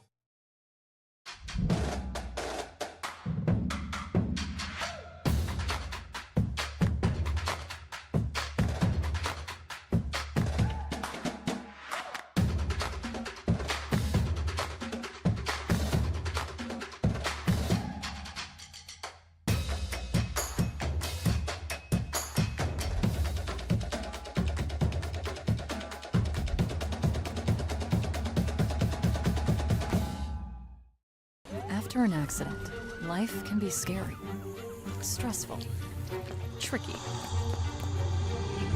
You need Richmond Bona to help navigate the process, because getting a life-changing settlement can not only take time, it can take an emotional toll. The team at Richmond Bona provides high levels of support through all the ins and outs, so you get the settlement you need and the new beginning you deserve. When the unexpected happens, expect Richmond Bona.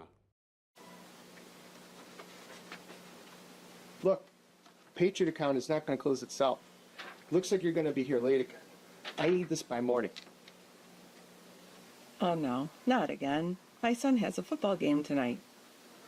At WNYAthletics.com. You can link me later.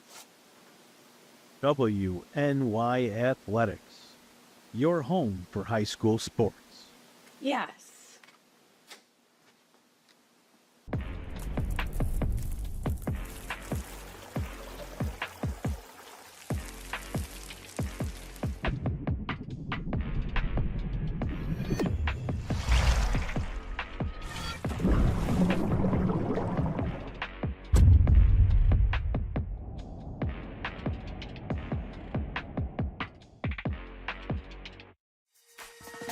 Build your next connection.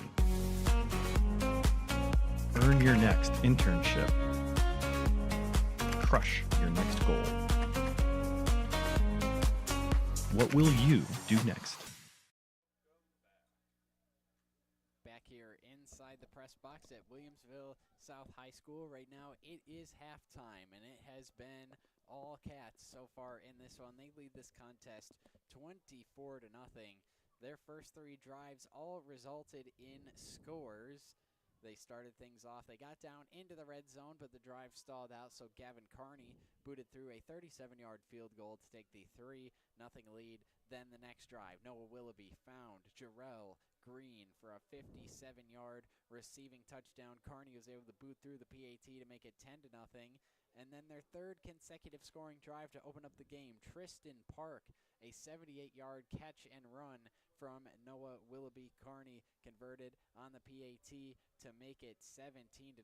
And then early in that second quarter, about 13-10 left in the second quarter, backed up on their own goal line, the Stevens Tech quarterback, Wade Young, had his arm hit in the end zone. Ball popped up into the air, and it was caught in the end zone. A pick six for the big defensive tackle, Del Sean Taylor. And that was the last of the scoring we saw in the first half. The last 13 minutes or so of that second quarter went off rather uneventfully, but that made it 24-0. Taking a look at some of the team stats here that I have for ECC: 6 first downs in that first half, went 2 for 6 on third down, 1 for 1 on fourth down, and 1 for 1 in the red zone with that field goal. But their other big plays, their touchdowns, came outside of the red zone, so that's an encouraging sign for the offense as they make their way back out onto the field. For Stevens Tech, they had 4 first downs in that first half. 2 came by way of penalty. 2 for 8 on third down. One of those conversions came by way of penalty. 0 for 1 on fourth down. But again, the bugaboo for ECC, penalties. 11 penalties I had in that first half compared to only 6 for Stevens Tech.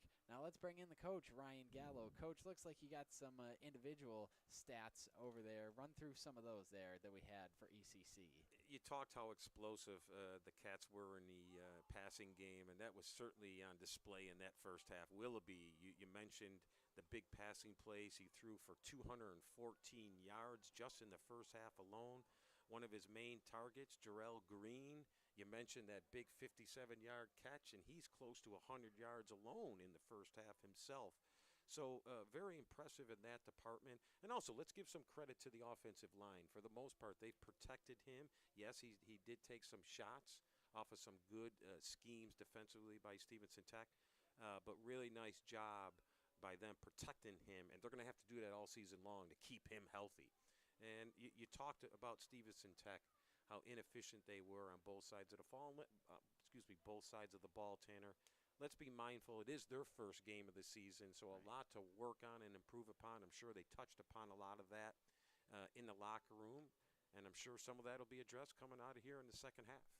And they also had to make the long journey up here from Lancaster, Pennsylvania. I was told that they had to head out at 5:30 a.m.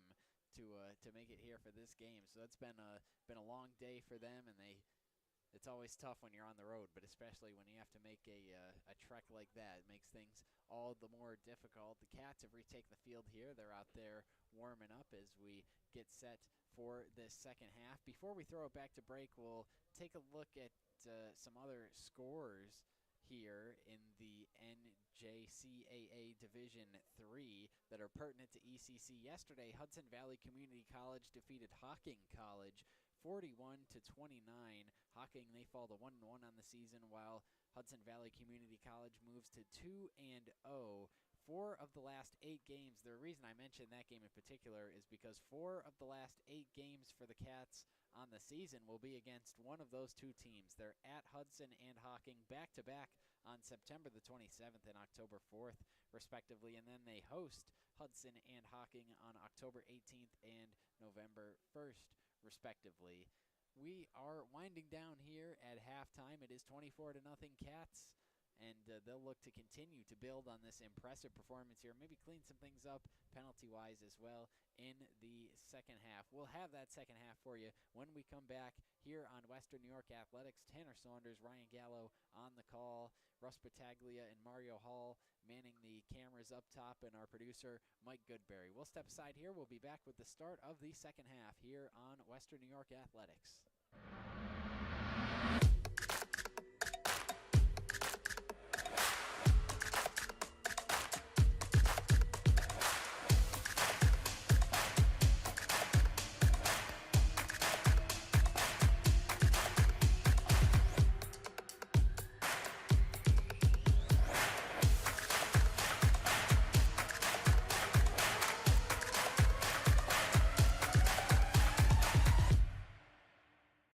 Why do you exercise? To look better? To feel better? To drop a few pounds? To train for an event? To defy age? Or to keep your ability to say yes to the things you love to do? Whatever motivates you, G&G Fitness Equipment is here to get you there. Treadmills, ellipticals, rowers, bikes, home gyms, and accessories. We'll pair you with the right equipment, teach you how to use it, and be there every step of your fitness journey. G&G Fitness. Your goal is our goal. Education has power. Binghamton University students discover it, apply it, unleash it. Unleash your education today. Wing nuts. You still got to go. Have you guys tried Room 40 yet? Looking for the perfect spot to throw your next party? Say hello to Room 40, our private event space at both Wingnuts locations. Maybe you got a birthday, a graduation, anniversary, business event, rehearsal dinner, or even a sports banquet. From intimate get-togethers to rowdy celebrations, Room 40 is built to handle it all and fits up to 60 guests, with custom food and drink packages, flexible setups, legendary Wingnuts hospitality, and all the wings you can handle. If you're planning a celebration or get-together in Buffalo, this is where the party's at. Local vibes, zero stress, all fun. Book Room 40 today and throw a party Buffalo won't forget. Hit the link in our bio or visit wingnutsbuffalo.com/room40 to book now. All right, well, we'll get I'll go if you go to Wingnuts. Deal. What? Why do you exercise? To look better? To feel better? To drop a few pounds? To train for an event? To defy age? Or to keep your ability to say yes to the things you love to do? Whatever motivates you, G&G Fitness Equipment is here to get you there. Treadmills, ellipticals, rowers, bikes, home gyms, and accessories. We'll pair you with the right equipment, teach you how to use it, and be there every step of your fitness journey. G&G Fitness. Your goal is our goal.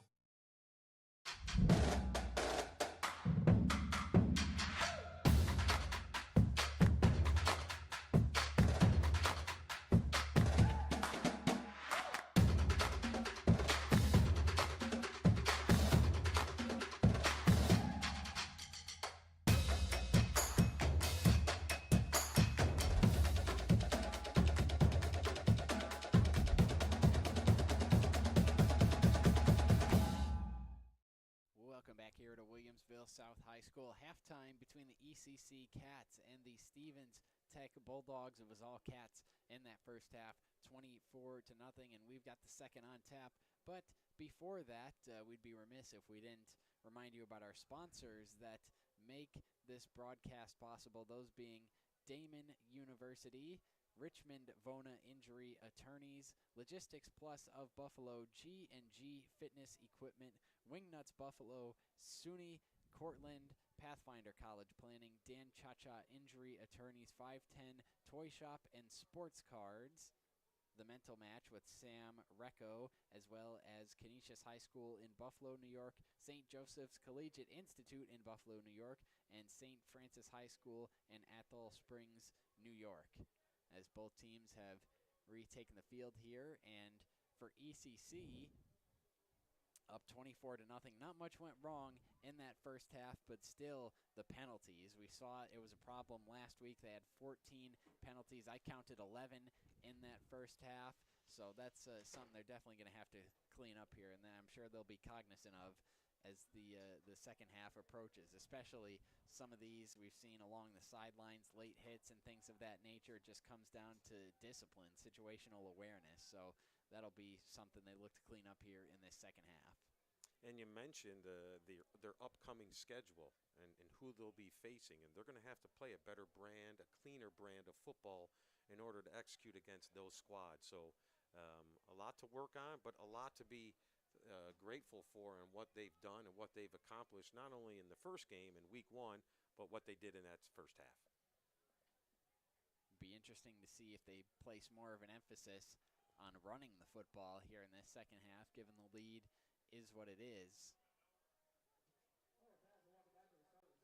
We've talked a lot about the offense. We've seen the prolific big plays, scoring on each of their first three drives, but the defense as well. They did their part in that first half. The defense created 7 points, had a couple takeaways, controlled the line of scrimmage. So all in all, it's been a very solid outing so far for the Cats.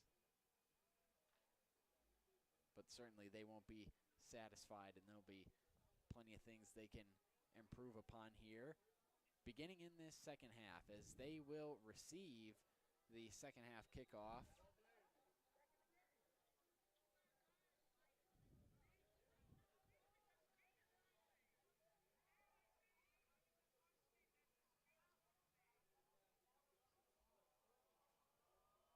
And here we go, second half underway, and it's going to be fielded. A little friendly fire there between the two returners. Both were running for the football, and that's something we've seen happen now. That's the second time. We saw it on a punt return in that first quarter where the two deep men both ran under the ball to try and field it at the same time and collided with each other. So that'll be something they want to work on. Those guys got to be able to communicate better. You know, I got it, I got it. Couldn't agree more with you, Tanner. And fortunately for them, they didn't turn the football over, and they get the first crack offensively here in the second half.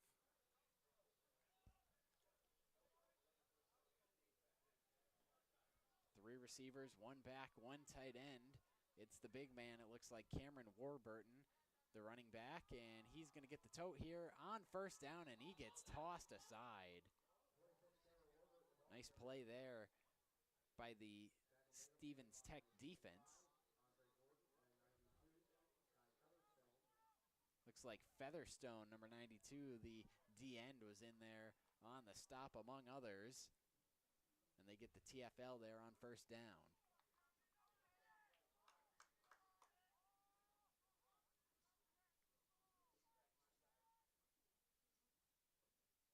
Second down and long. Cats stick in the same formation. Willoughby takes the shotgun snap. He's looking to his right. Now tries to come back left, and he meets the defensive end there for the Bulldogs. Make it third down and long. I believe that was Michael Townsend. Another outstanding job covering downfield. They tried to throw that quick out, and that linebacker came down on that running back and forced Willoughby to come off of that first target, and the pressure came, and down he goes. So here they are, third and long, backed up. Have to be smart with the football here. You don't want to turn it over. And now the pass rush starting to get busy here for the Bulldogs. Got a couple sacks on that last possession of the half, and they get a big one right there to make it third down and long. Here goes Jarrell Green in motion across the formation, and this one is whistled dead. It looks like that's going to be a false start. No, actually a timeout was called by ECC. So we saw them burn one early in the first half, and now they burn one early in the second half here as well. We will step aside here while they take a timeout. We will as well. Back after this here on Western New York Athletics. Build your next connection. Earn your next internship. Crush your next goal. What will you do next? Logistics Plus is a global transportation provider headquartered in Erie, PA with locations worldwide, including right here in Western New York. Logistics Plus is consistently recognized as a fast-growing transportation and logistics company, great supply chain partner, top freight broker, leading project cargo manager, and a great place to work. With a strong passion for excellence, our 500-plus employees put the plus in logistics. For an efficient, personal approach for all of your transportation needs, more information. Third down and long here for ECC. Hoax goes across the formation to the far side of the field. Now Willoughby takes the snap, was a little low. Now he's just hanging back there. He's got all day maneuvering the pocket. Now he's going to dump that one. It is incomplete at the feet there of his intended target, and there is a flag down in the offensive backfield. Lots of time there for Willoughby, but eventually then he grabbed a hold of that defensive lineman. And excellent coverage down the field, so they'll decline that penalty and force them to punt the football backed up in their own end zone. Perhaps that's why Willoughby had so much time to stand back there, because one of his hog mollies up front was guilty of the hold.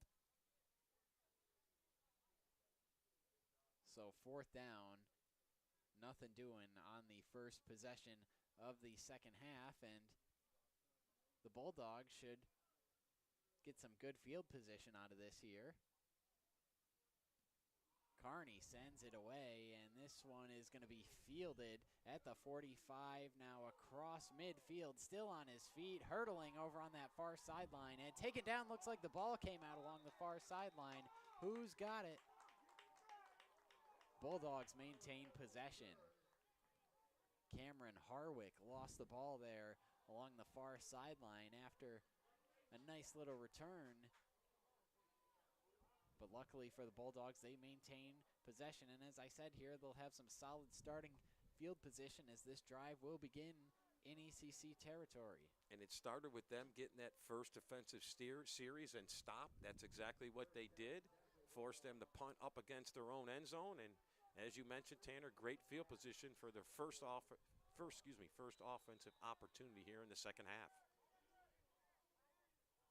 1st and 10 for the Bulldogs. Here's the snap, and here's the throw right off the rip. Looking deep for Harwick. He could not reel it in double coverage there. Nearly came down with that one in between Zakir Rossman and Romeo Kidd, but that ball just came out at the last second. And he had it, and good job by Ramel Kidd coming down and closing from the free safety position and knocking that football out. Really good throw, though, by Stevenson Tech.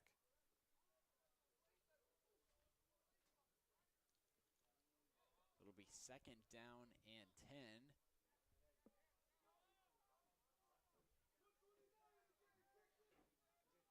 They come out shotgun, 4 receivers. Here's the snap, the give. And a short gain there. Once again, it was Ikegwanu making the play at the line. And that's been a common theme all afternoon, them stopping the run. And they do it once again, and here they are forcing a 3rd and long. A down and distance, Stevenson Tech has not executed very well at all this afternoon. 2 for 8, according to my count, on 3rd down. I believe on that last carry, it was Tariq Thornton Trice.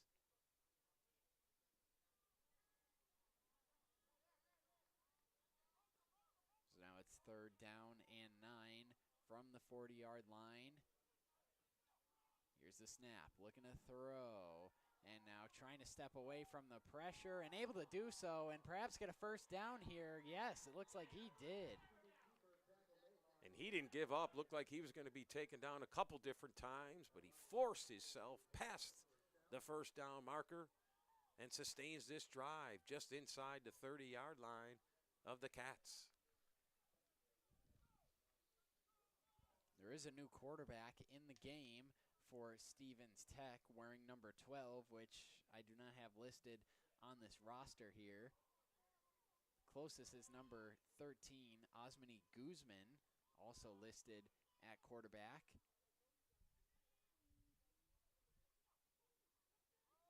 Here is the give. This is Thornton Trice, and he tried to get to the edge, but did not have any room on that edge as Ransom was there for the stop. Nice job closing on the edge and forcing him back inside where the linebacker was filling. And there's another TLF for the Cats. They've been living in that backfield so far today.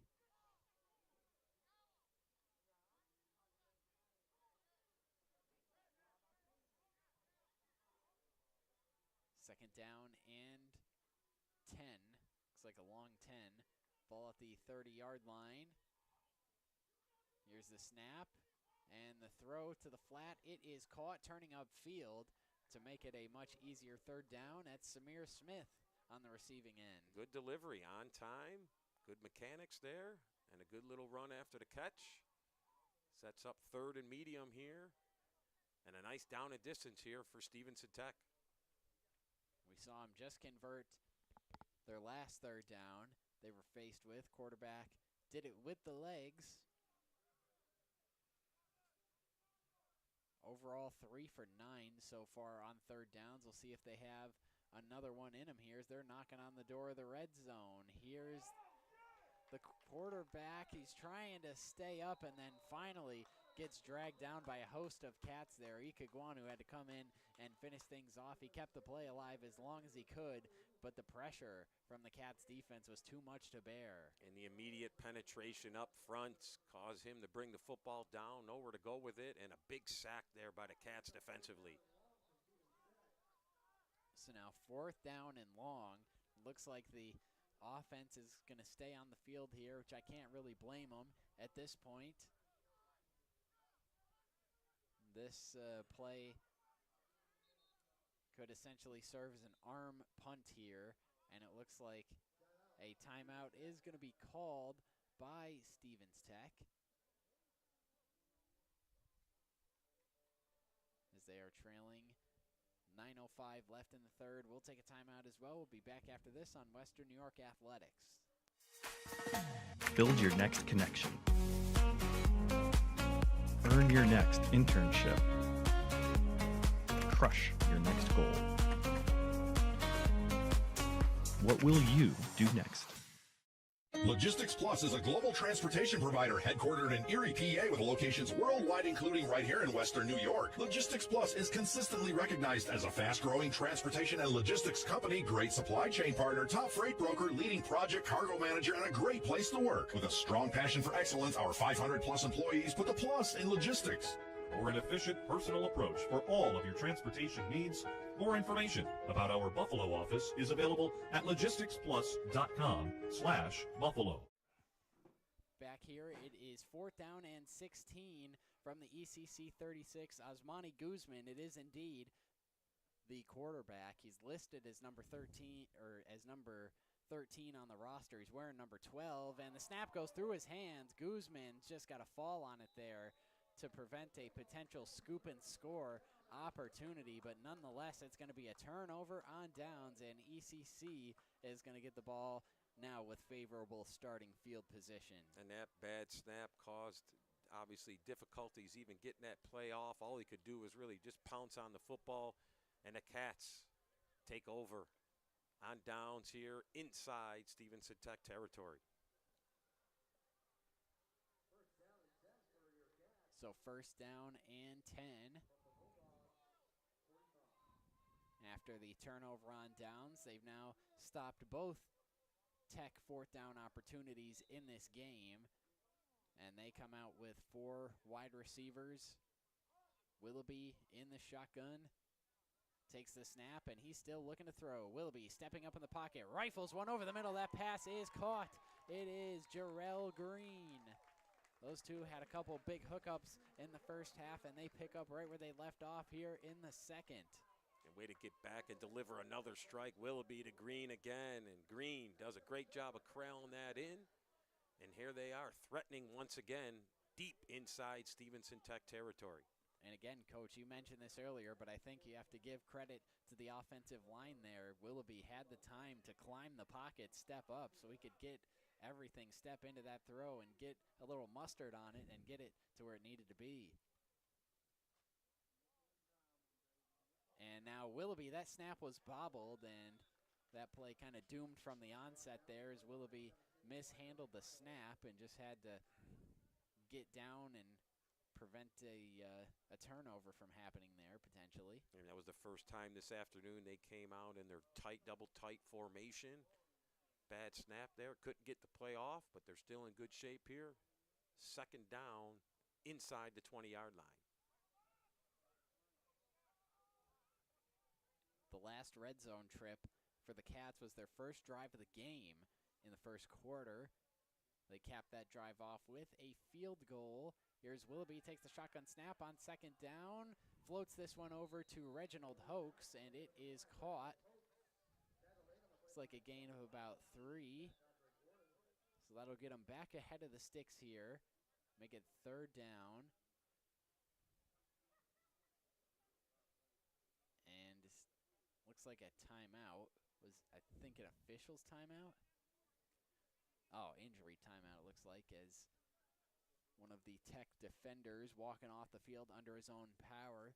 Tough to see him over on the far side of the field, but I believe it was number 58, Michael Townsend.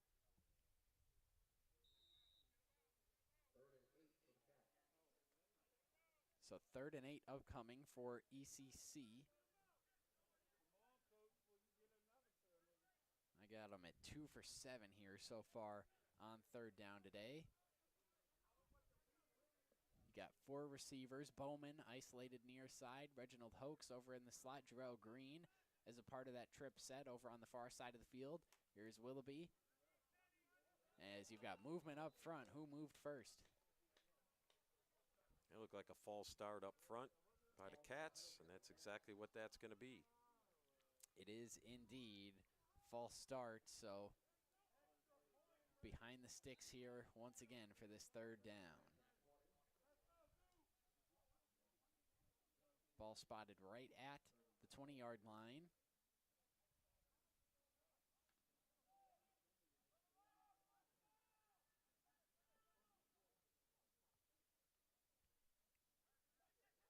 Willoughby takes the shotgun snap here, looking and setting up a screen, and there's nobody there. It is going to be walked into the end zone here for the Cats touchdown. Looks like that's Darius Fleming.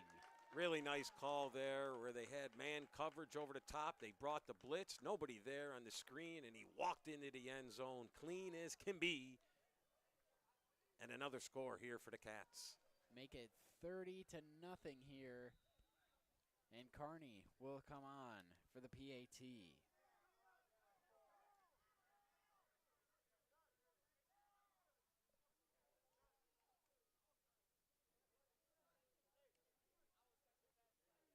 And one of the linemen comes out onto the field late. Kearney, PAT is up, and it is good. 31-zip, 6:23 left in the third here. We'll be back after this on Western New York Athletics. Build your next connection. Earn your next internship. Crush your next goal. What will you do next? Logistics Plus is a global transportation provider headquartered in Erie, PA with locations worldwide, including right here in Western New York. Logistics Plus is consistently recognized as a fast-growing transportation and logistics company, great supply chain partner, top freight broker, leading project cargo manager, and a great place to work. With a strong passion for excellence, our 500-plus employees put the plus in logistics. For an efficient, personal approach for all of your transportation needs, more information about our Buffalo office is available at logisticsplus.com/Buffalo. Back here from Williamsville South High School, where the Cats have tacked on another one, 31-0. Darius Fleming, 20-yard touchdown reception. And the Cats increase their lead. They're approaching their season high in points from a year ago, as this kickoff is going to be muffed and fielded inside the 5-yard line, and now angling out toward the sideline, able to salvage a nice return out of that. But as I mentioned, ECC approaching their season high in points last year. That was 38. They beat Alfred University JV 38-18 on October 27th last year. They scored over 30 points 2 times last season. The other time they beat Buffalo State JV on September 15th, 35-7. They will play Buffalo State JV next week on the road. Well, they're showing how explosive their offense can be, especially if they clean up some of these mistakes and miscues. So a lot to look forward to for the Cats on this season. Guzman throws the screen on first down. It's caught by Harwick. He throws a stiff arm, and he'll gain a couple on that play. Bring up a second down and long. Since they've brought in this quarterback, they've been a lot more balanced in their offensive attack. That means in the passing game and in the running game. So he's done a nice job coming in and trying to step up and move this offense in some form to try to put some points up on the board. And now on second down and 7, Guzman comes out under center, and there goes the handoff right up the middle, again trying to work a little bit of that I formation. Ran a little quick counter there in the running game and squeezed out 3 yards on that. Sets up a 3rd and 4 here.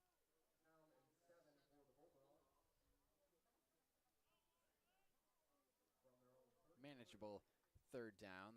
They're 3 for 10 so far on 3rd down today. Here he is under center once again. With 2 receivers out wide, takes a short drop, tried to fire a slant in there. It is incomplete. The intended target was John Mogish. Good job with the press coverage and altering his path on that slant, which caused the timing to go awry. And here's Stevenson Tech faced with a 4th down in their own territory, and it looks like they're going to punt the football away. Yep, the platoon swap taking place there as they send out the punting unit. Looks like Ezekiel Amaro is out there to do the honors. And back to receive the 2 deep men for ECC.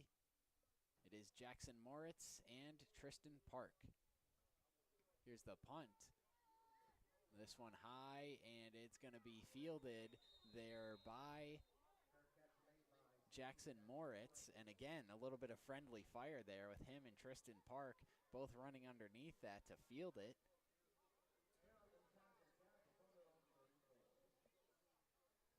So we'll see the Cats offense here take over from their own 34.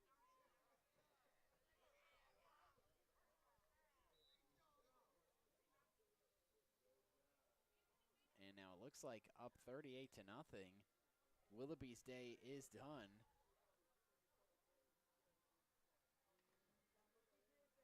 Impey standing over there on the sidelines, helmet off, doesn't appear to be injured, just has done his job for the day. So Thomas Shea is the backup quarterback, the former Depew product, and right off the bat we've got a flag.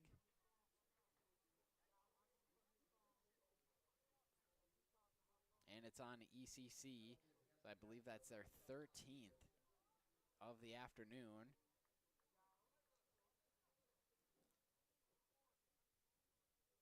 And that's a good decision by the staff here, or ECC, letting Willoughby rest. He's done his job. He's had a really good afternoon, and let's not let him get injured for the rest of the season.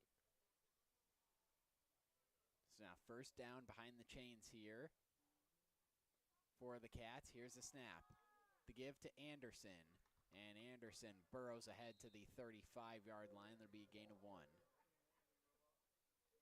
Meanwhile, for Thomas Shea, the backup quarterback, he did get into the game last week when Willoughby got banged up in the fourth quarter. He played one series, went 1 for 2, 7 yards, had an interception. He did get some time last year as well, appeared in 7 games a season ago, went 20 of 33, 152 yards, had a touchdown through the air, also added 31 carries for 42 yards. And now he's in the shotgun for this second down snap. And it's going to be a give once again to Anderson. Bounced off a 1 tackle, and he is still going as this play gets strung out all the way to the far sideline. There is a flag down in the offensive backfield, and the early indication is it's against ECC. You talked about Thomas Shea, and I think it's a great opportunity for him to get reps. Okay, live bullets are flying, and you never know what's going to happen in an injury situation during a long football season. So you'll always have to be ready to step up when your number's called. And, again, him giving these reps are truly invaluable if anything does occur. His teammates not doing him any favors here, as another penalty is going to put him considerably behind the sticks here for this second down play. 3 and change left in the third quarter. Here's Jay. Takes the shotgun snap, and another one. False start. And that's why it's important for him to get in and get these reps under his belt, making sure that he can run the offense. And it's always different, certainly in practice, than when you get into a live game against an opposition you haven't seen. So this is good for him and the rest of the unit out there offensively.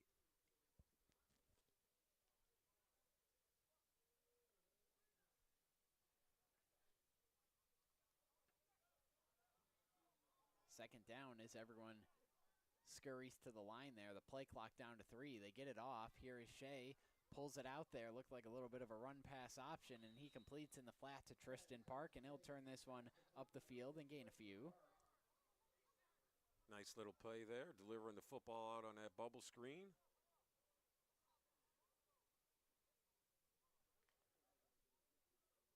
So it'll be third down and long. The Cats 3 for 8 on third down today. And the quarterback, Thomas Shea.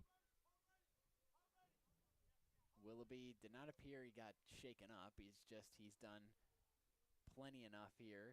Had a very solid day, so just being precautious with him. Now this one is thrown deep, and it is intercepted. Nice play. Him staying over the top. They tried to throw the fade up the left sidelines, and there he is making a play at the highest point and grabbing that interception for Stevenson Tech. Che, I believe, was looking for LaShawn Braxton Jr., number 84, but instead it is Andre Gordon, coming up with the INT. So that'll give the Bulldogs the ball right at midfield here.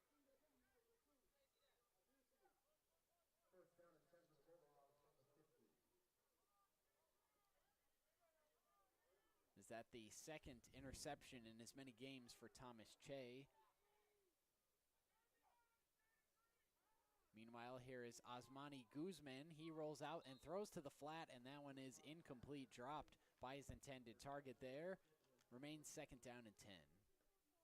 Trying to run with the football before he had it in his hands. Sets up a second down and 10 here for Stevenson Tech right at midfield.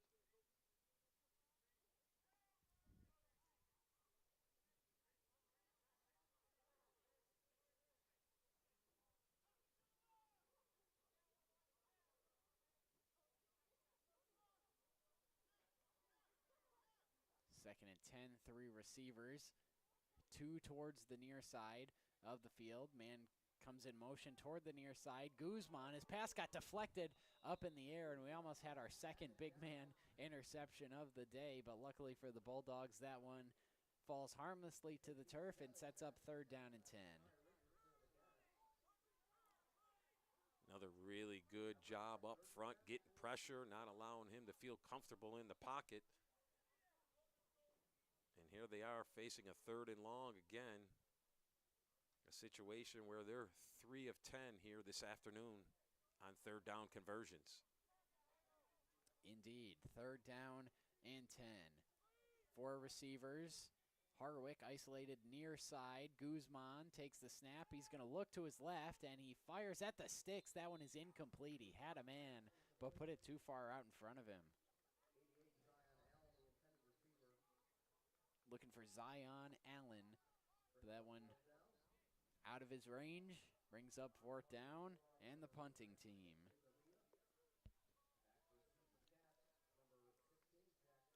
So no harm, no foul on the turnover there for ECC. And they'll get it back with Moritz and Park back to receive.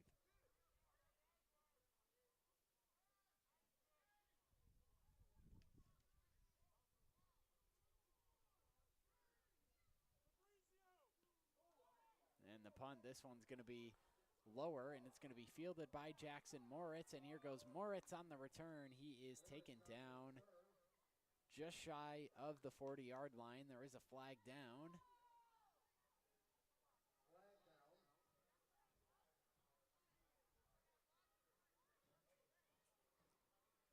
Looked like a block in the back there by the Cats.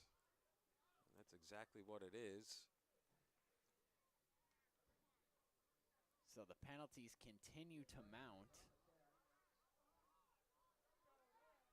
Luckily for the Cats, it hasn't impacted them on the scoreboard, as now we've got our third different quarterback of the day, Nick Camiso, the sophomore, 6'1", 204 out of Syracuse, product of East Syracuse Manoa High School. Also was a shortstop on the baseball team for ESM. And now he's going to get his first college action here. Here's the snap and the handoff. Not much going on there. Warburton gets the carry. And Warburton hasn't really been able to get going there in the running attack. Most of their damage has been done in the passing game and on the defensive side of the ball as well.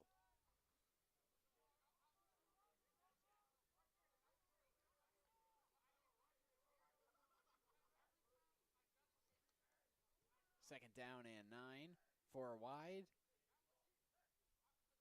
Here's the shotgun snap. Again, the give to Warburton, and that's what he does. Very good north-south runner, and he'll plow ahead for a few yards, and then looked like a flag came in at the end of the play.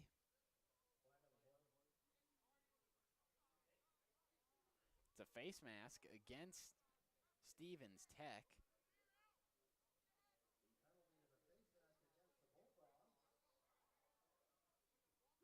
So that'll move the chains.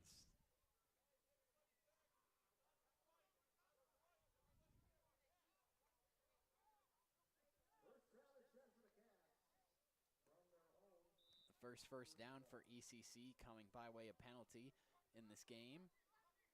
Cats have been oft penalized in this one. That's the 7th on the Bulldogs. And here's one coming up against the Cats. False start. No debate about that one.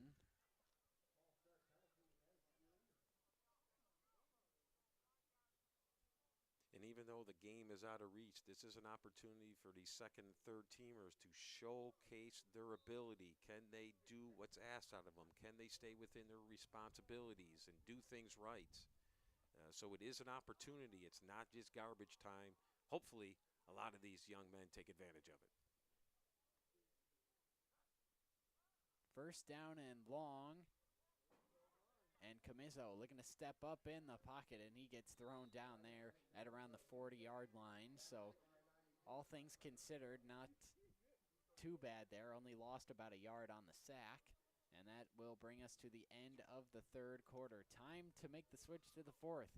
Cats have been comfortably ahead all day in this one. The lead 31-0 as we head into the final frame, and they try to close things out here. We'll be back with the start of the fourth quarter here on Western New York Athletics.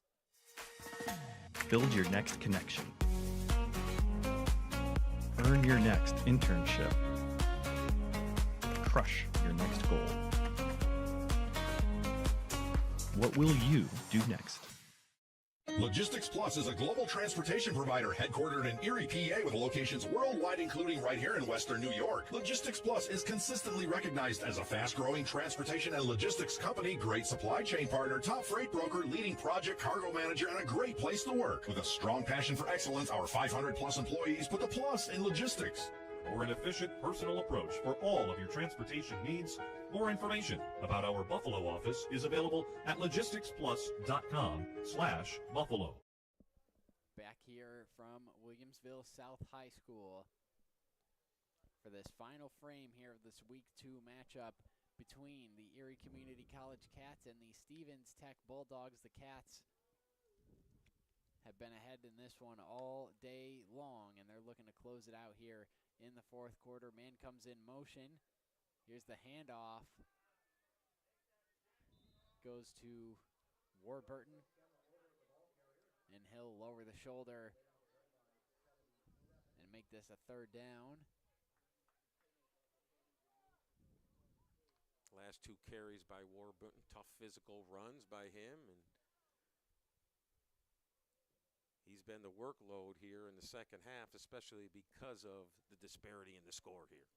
He had a very solid Week 1 outing, going 13 carries, 84 yards, and a touchdown. And now it's third down. Man in motion across the formation. And here's the play fake. Camiso, he's going to try and tuck it and run. He throws a stiff arm. He's got the first down and then lowers the shoulder. His teammates are loving it along the near sideline as he picks up the first down. And you see the excitement not only by the players, by the coaching staff. Coach Payne over there getting excited, seeing the quarterback lower his shoulder for a first down. Love to see it. He didn't even have to do that. He had the first down as it was. I guess he was just trying to establish dominance there, if anything. He was going to get some, Tanner, is what he was going to do, and that's exactly what happened. Great to see his teammates supporting him that way. So first down and 10. After that run by Nick Camiso, as we've got movement up front again. Another false start coming.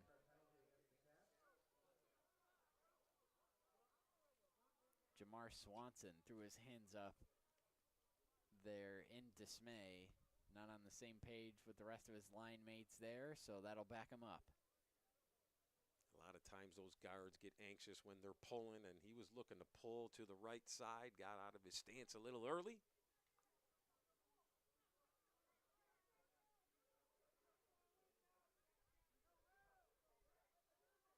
That makes makes it first down and 15. Here goes the give, Warburton, and they have him corralled and stopped for a loss. Good penetration up front there by the two defensive tackles. And a tackle for a loss there by Stevenson Tech.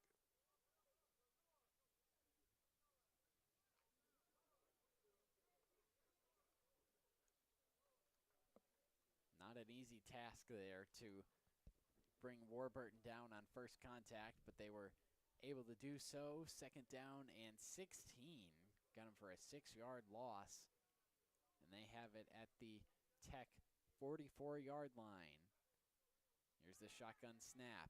And the quick throw out to the flat. It is caught and slipping a tackle. And now still going, fighting forward for another first down. Nice effort there. Catch and run by Nigel Rossman. Rossman, great run after the catch. Good delivery there.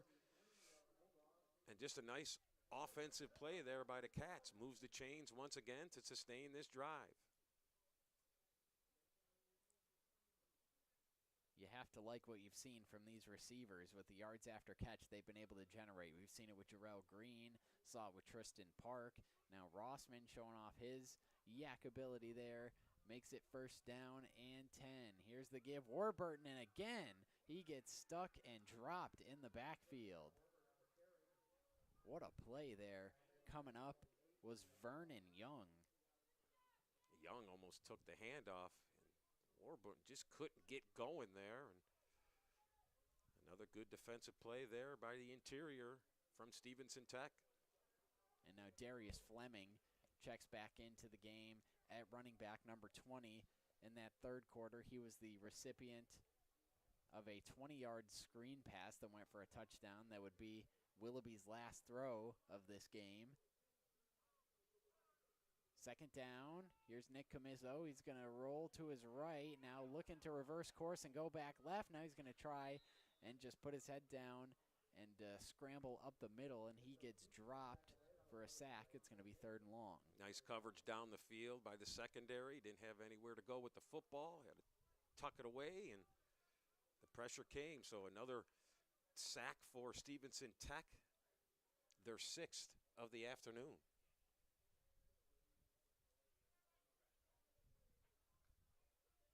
It's been a bright spot for them in this game. They have been able to generate some pressure, got some sacks on Willoughby. And they pick up the sack right there as well to make it third down and long. Here's Camizzo. Pressure up the middle immediately, and he is dropped. And as it came out of your mouth, there they are in the backfield again. Their 7th sack of the afternoon, and that absolutely has been a bright spot for them defensively. And is there a flag down in the offensive backfield as well? There is. That penalty is declined. As the result of the play, the sack will stand. Back-to-back sacks here from the Bulldog defense brings up 4th down and long.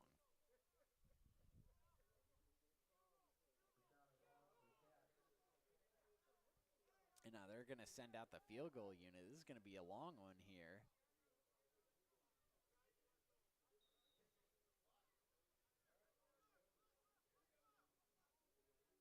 A 52-yard attempt here, Tanner.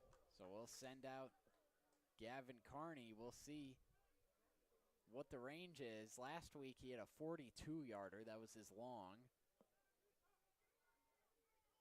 So we'll test out the range here. Carney, that one was a low line drive, and that's a live ball. Bounced off the head of his lineman there. So it's going to be fielded and returned by Stevens Tech. So the attempt no good there from Carney.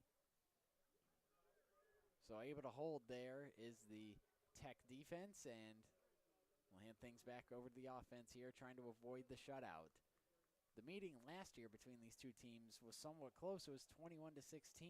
This one has been anything but. Been all Cats all day. Right from the outset, the Cats have jumped on them and haven't let up since.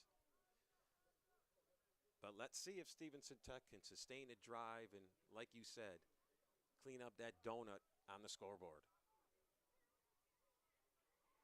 And it looks like another new quarterback in the game for them. And he's going to motion a man over to the far side of the field. And it looks like a timeout is called. Well, you got one official signaling timeout, and then one throws a flag in the secondary. It looks like a timeout was awarded, so we'll take a timeout as well. 9-12 in the fourth here. Back after this on Western New York Athletics. Build your next connection. Earn your next internship. Crush your next goal. What will you do next? Logistics Plus is a global transportation provider headquartered in Erie, PA with locations worldwide, including right here in Western New York. Logistics Plus is consistently recognized as a fast-growing transportation and logistics company, great supply chain partner, top freight broker, leading project cargo manager, and a great place to work. With a strong passion for excellence, our 500-plus employees put the plus in logistics. For an efficient, personal approach for all of your transportation needs.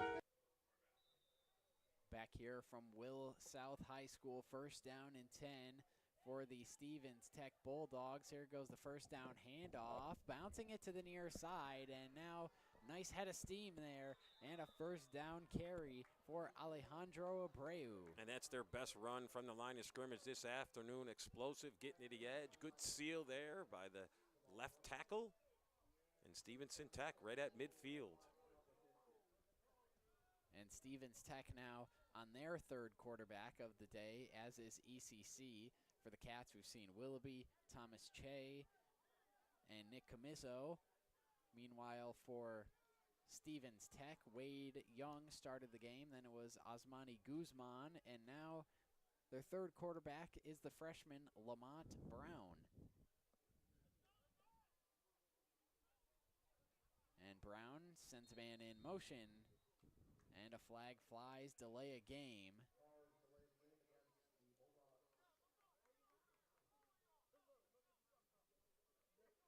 So that'll back the Bulldogs up here on first down.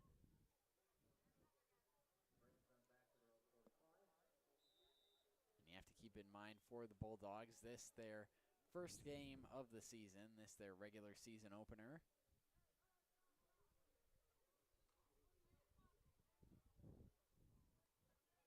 Now first down and 15 from their own 45. After the pre-snap penalty, trips to the far side of the field. Here is Lamont Brown. He's just going to turn and fire. That one is caught, and Harwick could not slip away. And speaking of slipping away, they were trying to run a slip screen there, and great job by the defensive back funneling that hard inside right to the linebackers, and they snuffed that out real well. So good job there on the perimeter defensively there for the Cats.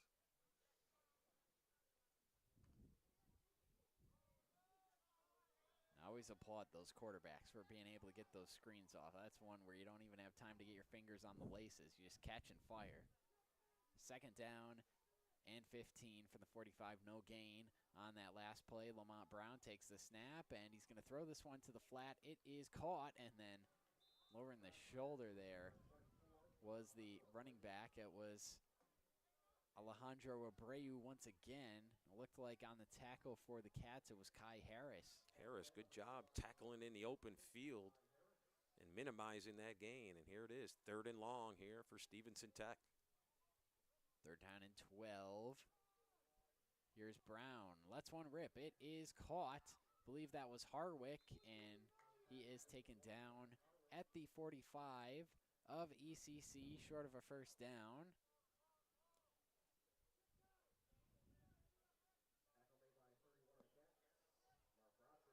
Brings up fourth, and the offense is staying out on the field there.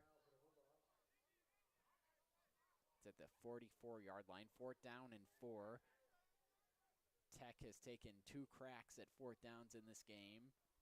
They're still looking for their first successful conversion. Here's Lamont Brown, takes the snap. Pressure came immediately because they were setting a screen. And again, the Cats defense wise to it, all over it. Lost yardage, turnover on downs. And the Cats not giving in defensively, not letting them sniff the end zone this afternoon. And another good defensive series there. They turned the ball over on downs, back over to the Cat offense.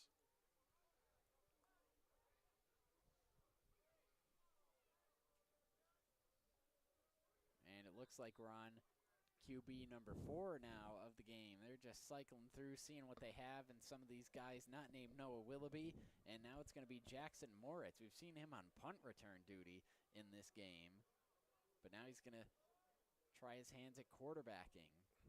He's another local product here out of Western New York. Here is Moritz in the shotgun. He's going to hand it off on first down, and here goes Darius Fleming with a nice angry run. Fleming still upright and finally gets taken down right at the marker. We'll see where they spot it, but he could have a first down. What an effort there on the ground from Darius Fleming. Kept the legs churning through contact. Wouldn't be denied, and he's very near that first down marker. Sets up 2nd and 1. You talk about Jackson Moritz, Coach, being a local product from Maryvale High School. He was a tri-sport athlete for the Flyers. He played football, basketball, baseball, was a quarterback for the football team. Last October, tied the Section 6 single-game passing touchdown record. He tossed 7 of them against Dunkirk. Finished that game going 15 of 17 for 246 yards as he takes a bad snap there and is going to be just short, so it'll be 3rd down. They did not give Fleming a first down on that last run. But Moritz, in addition to being quarterback for the Maryvale football team, he was a 4-year starter on the baseball team as a shortstop. Had a .373 batting average, 5 triples, 20 RBIs, and 21 runs in his baseball career for the Flyers. So quite a 3-sport athlete coming out of Flyer land and landing here at the college ranks where the speed, strength of the game is much different. 3rd down, and you got a late cat coming onto the field. Going under center here is Moritz, and he takes the snap. It's a play fake, and he's going to take it running out to his left, but nowhere to go. He is dropped there for a loss that brings up 4th down. And they tried the naked bootleg to try to get Jackson to the edge, and Stevenson Tech defense was not fooled and sets up a 4th and 3 here just inside Stevenson Tech territory. Lining up under center and having those guys behind him. I was like, this is too far. They're not going to tush-push this, all right, are they? They did not. They did try the quarterback run, though. They're going to come out same formation here on 4th down.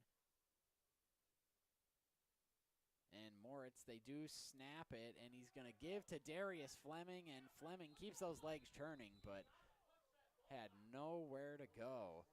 He was dropped there by Deontay Thomas. He was one of them in there, number 99 for the Bulldogs, and they get the turnover on downs. And you got to give credit to the Bulldogs, Tanner. They haven't given up in spite of the score and the disparity this afternoon on the scoreboard. They've kept fighting, and there they get another defensive stop on 4th down.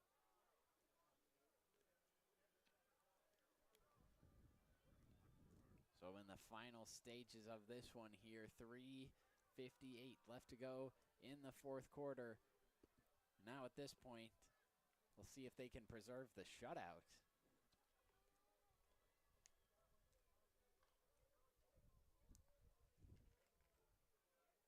Lamont Brown still in at quarterback for the Bulldogs.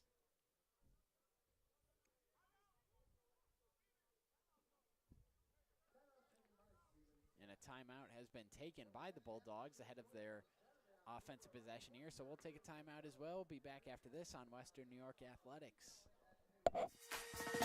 Build your next connection. Earn your next internship. Crush your next goal. What will you do next? Logistics Plus is a global transportation provider headquartered in Erie, PA with locations worldwide, including right here in Western New York. Logistics Plus is consistently recognized as a fast-growing transportation and logistics company, great supply chain partner, top freight broker, leading project cargo manager, and a great place to work. With a strong passion for excellence, our 500-plus employees put the plus in logistics. For an efficient, personal approach for all of your transportation needs, more information about our Buffalo office is available at logisticsplus.com/Buffalo. For the start of the next Stevens Tech possession, look at Lamont Brown showing off with his legs there, and he'll slide down at the 46-yard line. So nice job by Lamont Brown evading the rush and turning what could have been a big negative into a nice gain there on first down. Good decision by that young man, tucking the ball away. Saw the defense was running and spreading to the deep routes. And yet that's still going to come back on a penalty against Stevenson Tech. Ouch. That's unfortunate for them, so it'll make it first down and long. I don't know if I should say this right now because I don't want to get the announcer's jinx going, but I think I will anyway. If they were to preserve the shutout, I did a brief glance over some results past during that last timeout, and I believe this would be their first shutout since the 2018-19 season when they defeated Buffalo State JV 43-0, as here goes the first down handoff. Not much going on there. But yes, if this were to hold, I do believe it would be the first shutout for the Cats since the 2018-19 season, October 14th, where they beat Buffalo State JV 43-0. That would be a nice feat to accomplish that this afternoon, and I think they're well on their way. And in fact, if we look at it, Tanner, Stevenson Tech's barely been on the opposite side of the Cats field this afternoon. So it's only been 3 times. They've been past midfield. They have not been in the red zone outside of 1 time. So really good showing here defensively by the Cats. No doubt about it, as it's going to be second down and long here as we approach 3 minutes left to play in this game. ECC looking to move to 2-0 here on this young season. Here's Lamont Brown, takes the snap, now has to roll right to evade the rush, and Brown gonna lower his shoulder, try and gain at least something there, which he is able to do. It is third down and long. And another nice accomplishment for the Cats if they hold on to this game, barring a major disaster. They should at this point. They will have now tied their record at home last year, at least as far as wins are concerned. They went 2-2 at home last year, and they're on their way to a 2-0 start here at home this season.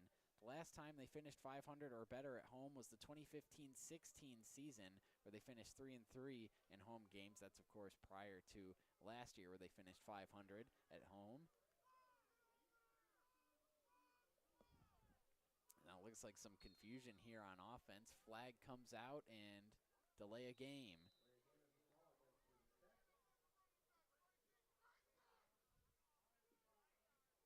But going back to it, home games have not exactly been the forte for this Cats team. From the 2016-17 season through the 23-24 season, they went a combined 5-19 in home games and were outscored 695 to 393 in those games. 24 games over that span. And it's always a great deal over a course of a football season if you can take care of your home games, right? The comfy confines of your home field. And so far, the Cats early on in this season have taken care of business from that standpoint. And this isn't even their home field, technically. They're playing their home games here at Williamsville South High School this season, as the proper home stadium is being turned into New Highmark. But regardless, that's still home, technically speaking, and as we've pointed out, they are taking care of business early on this season. Although they won't be back here for quite some time, as next week starts the first of a 4-game road trip on their schedule. They're going to be at Buffalo State next weekend. Then you got at Brockport, at Hudson Valley Community College, and wrapping it up October 4th at Hocking College. They'll be back home on October 11th.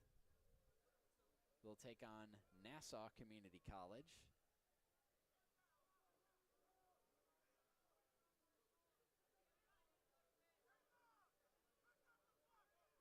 And then we got a third down and long upcoming here. 3rd and 21. Lamont Brown lines up under center. And again, it looked like there was a flinch there. Now the penalty bug biting Stevens Tech here as they get nailed for the false start.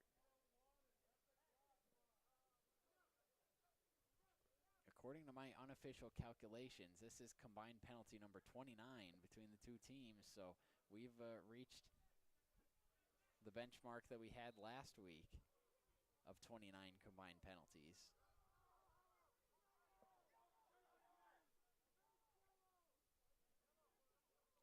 So third down and a country mile here for the Bulldogs. Brown's just going to throw it quick. Double pass incoming, and they got a man wide open behind the defense, and he makes the catch inside the 20, and then he lost it.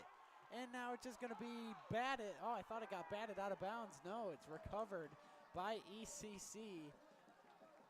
And it looked like they were going to not have a donut on the scoreboard, but the defensive back ripped the ball out of the receiver's hands and recovered the football. A huge turnover and play there by the Cats in the secondary.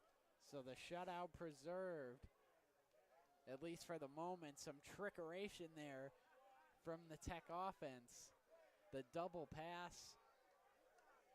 And I'm sure the receiver thought he was going to be waltzing scot-free into the end zone there, but good hustle by the Cats defense, by the defensive back there, knocking that one loose, and they get the recovery here.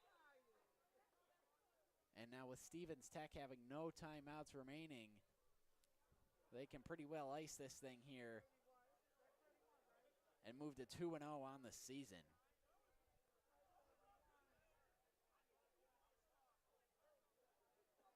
And they come out in everybody's favorite formation except for the defensive line across from them. Victory formation, although it's going to be a handoff here. That ball's on the ground and now taken down on the goal line. Let's see if they're going to call this a safety.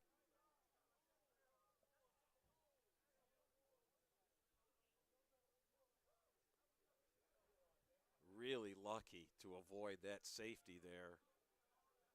And I'm not really sure why they just weren't taking a knee here and getting out of here, but now they can't take a knee. Yeah, not like they were at the 1 yard line. They had room to do it. So now they have to run a play here. And your best decision is just to run a QB wedge straight ahead. And they don't do that. They hand it off and see again what the signal is here. He's barely beyond the goal line there. Indeed, just got out of the end zone. And now they have to run at least one more play here, Tanner. Snap it again because the play clock is ahead of the game clock.